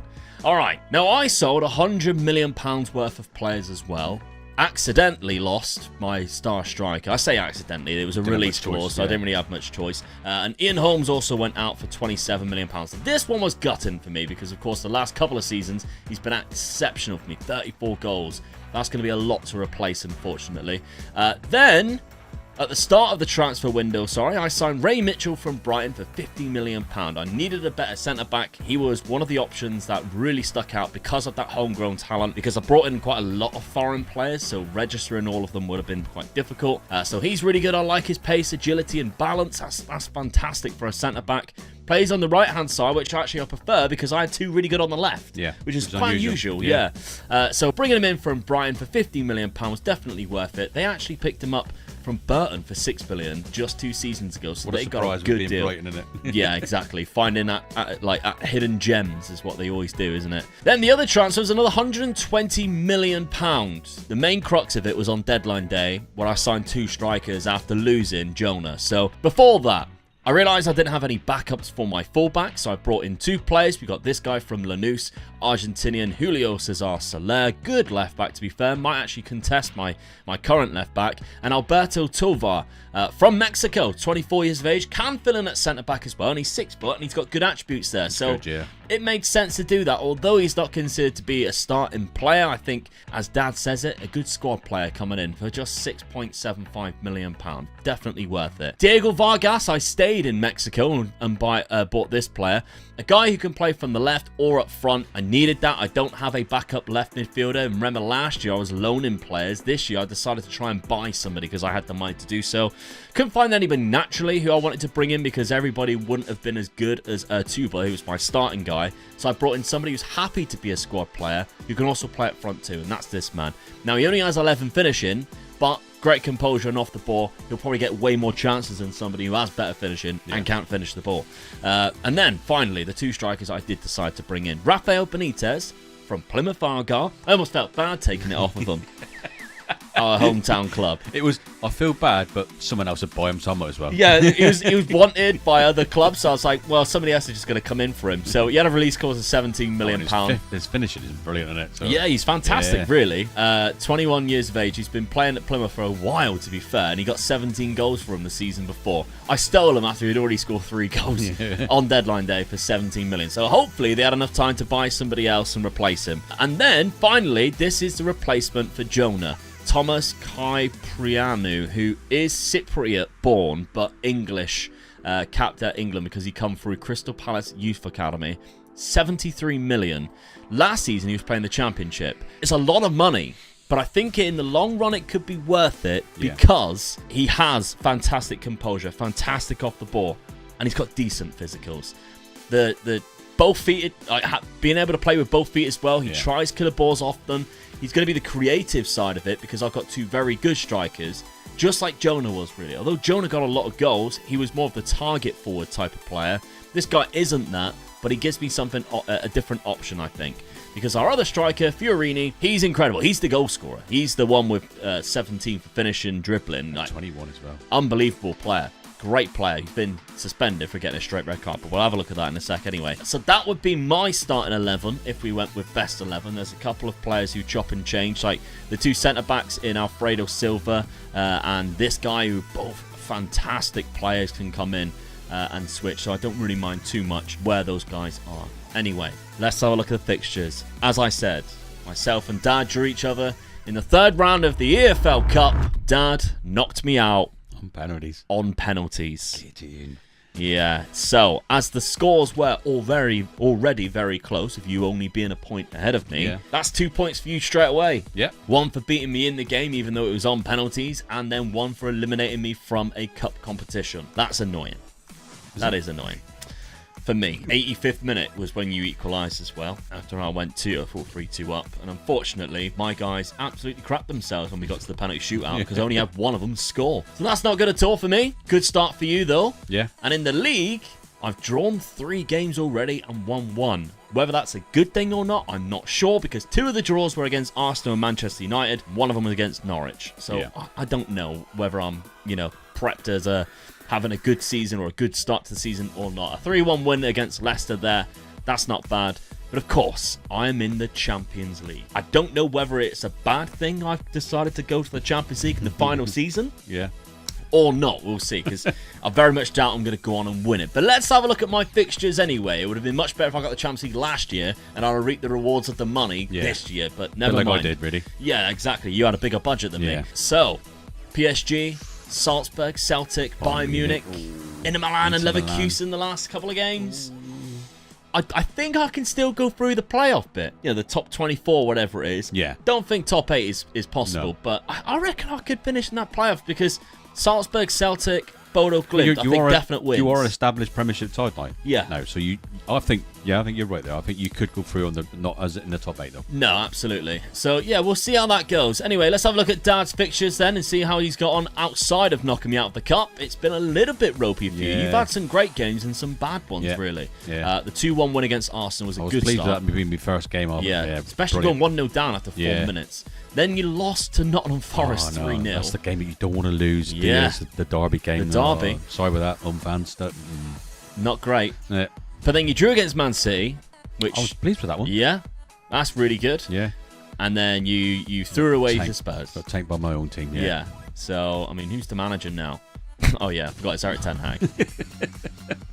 Oh, amazing. I love going a little bit further into the saves. And like Unai Emery there's at Man City. It's just hilarious, isn't it? Luis Enrique's at Arsenal. And I love seeing stuff like that. Okay, the scores. You're 3 ahead of me now. Yeah. I need to pull something massive out of the bag in this final season to be able to say I've won the race to the Prem. Close, isn't it? We didn't think it'd be this close, did we? No, especially when I went like miles ahead and then got promoted. I was like, oh, this is dead and buried. But that cup run that you had was crucial getting back in. That cup run just done me for points, really, didn't it? Just put me right back into it. And then getting into the Premier League at the same time as well. That sort of really helped me then. So. Yeah. All right. Here we go. 10th. Here we go. And final season. Let's run it, see what happens. With the scores being so tight, the very late equalising goal in the cup against Dad's Notts County team could literally be the difference. Well, that or the fact that my guys are terrible at taking penalties. But would the Champions League matches be a distraction like Europe was for Dad last year? Or would it be a way to win maximum points? And of course, there's other ways of overtaking Dad on points as well. Not to mention, I still get to play him twice with my new star striker up front. Dad, Get in. beat me by one position. Wow. Wow. Okay. Oh, no way. So I would have got European football next season, but Man City finished in 9th place. Man United finished in 16th, and they're somehow still qualifying for European competitions. Mate, my finish, look, I won every game at the end of the season. Wow. And I lost 2, which dropped me out. Look, that's so annoying. 3 points, just 1 win between us. Out of that. Right, okay. You lost 12 games in total. Whoa, there's 1. There's 1. I don't know whether it would have shown both. I'm not sure whether that's 12. Yeah, sometimes it don't, does it? Yeah. Unless you go on the games that I won, then I'm there. But I lost 13. Oh, no.